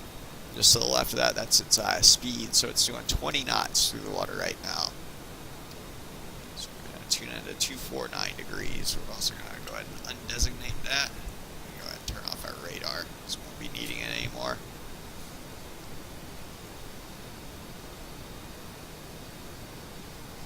So go ahead and dial in 249. Probably come off to the left.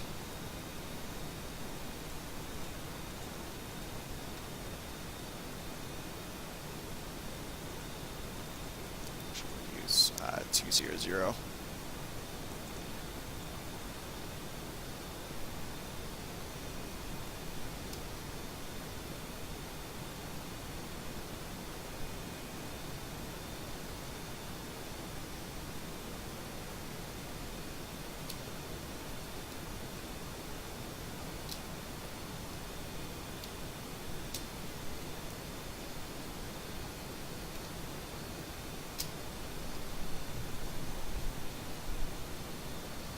So we got about 40 miles before we get to the intercept for center line.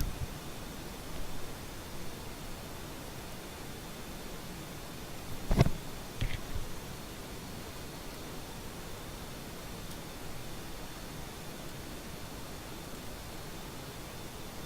ahead and bring up our HSI up here as well.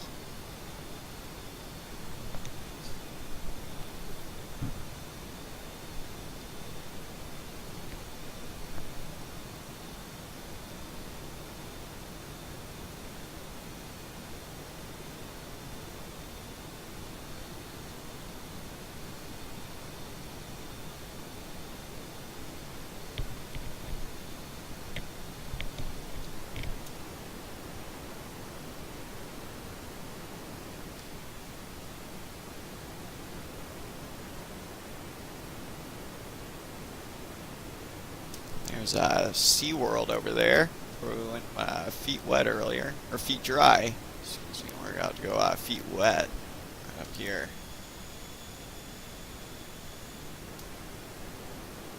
I mean, this is probably Oceanside right up underneath us. Yeah, that's Camp Pendleton Airport right there.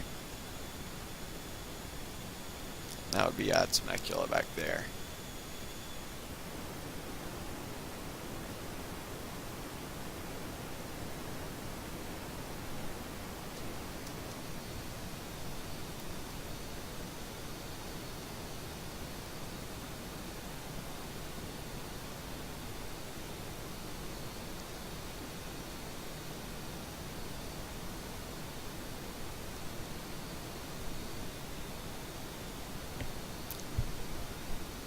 Talent 310 is inbound Mothers, bearing 090.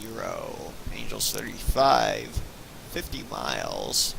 State 3.6 is inbound for a Case 3 recovery, CV1 approach, USS Ronald Reagan. Dark Shadow has joined the game.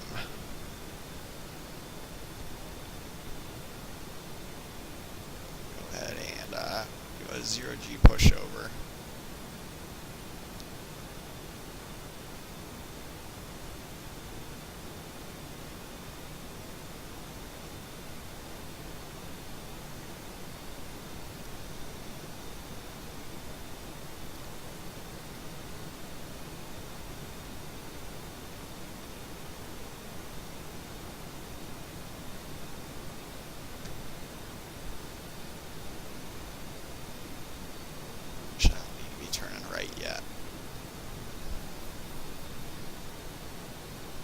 just saw him spawning back there. Twin engine something. 737.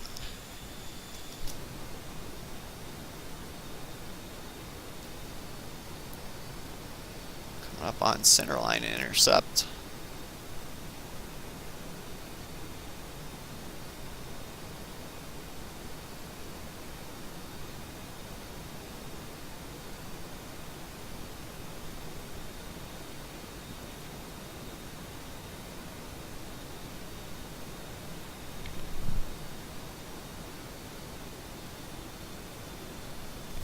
Miles.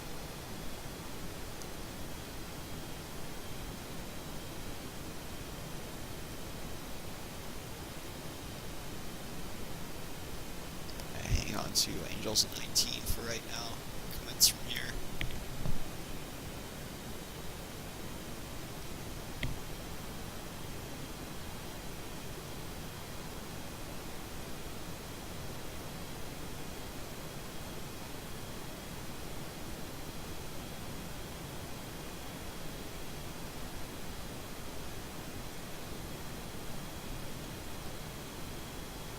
Lieutenant Colonel Manicor join the game.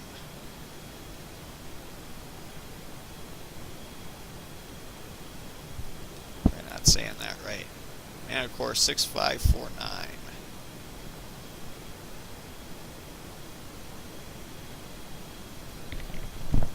Let's go ahead and designate that.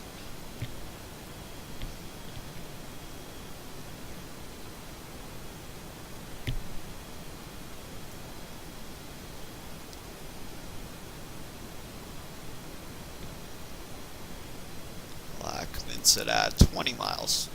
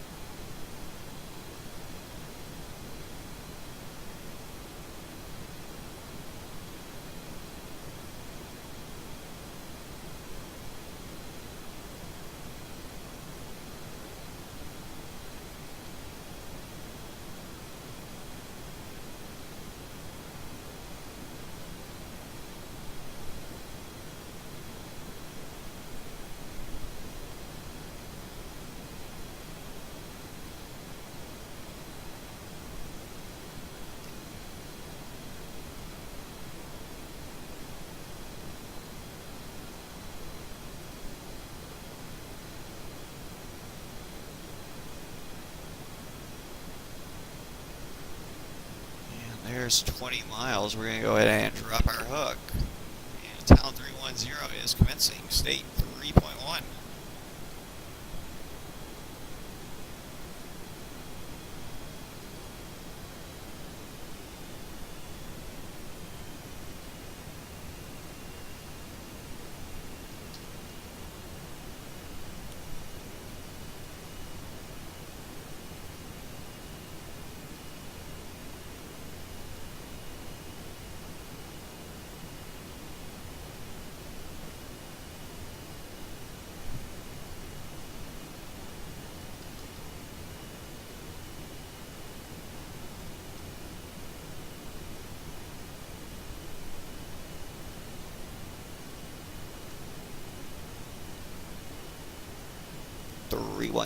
Platform 3.1.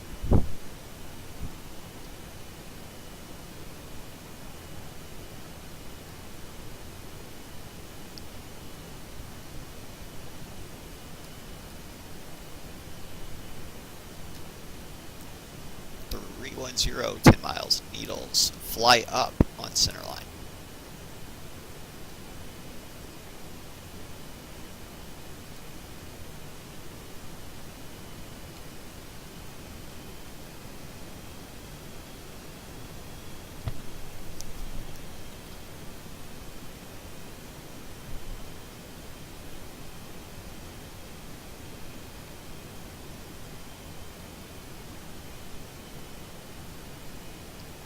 probably dirty up right around 5 miles.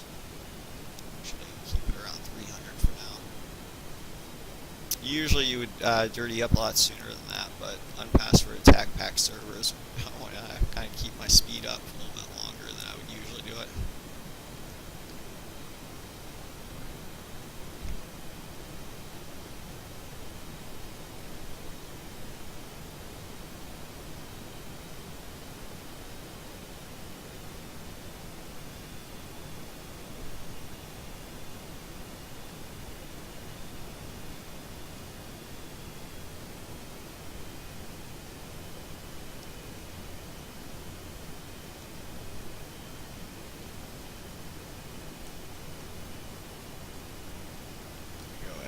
Start slowing down, it's dirty up sooner.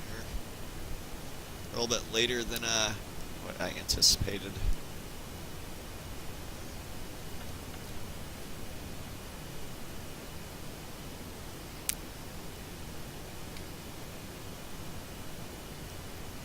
Here's the glide slope intercept.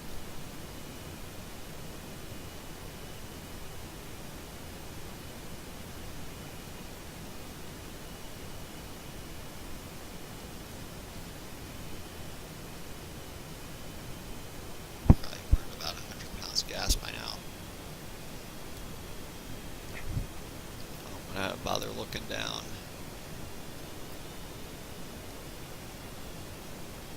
Talon 310 is on glide slope on center line. Rhino ball 3.0 manual.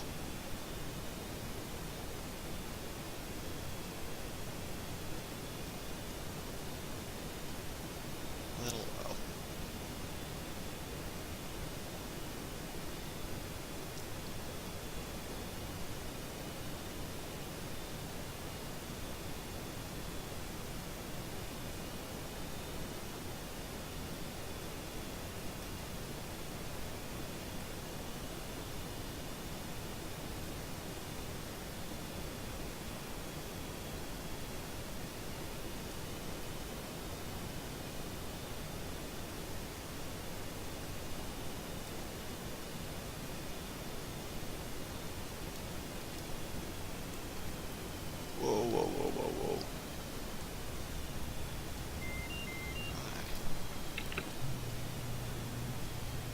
Wire.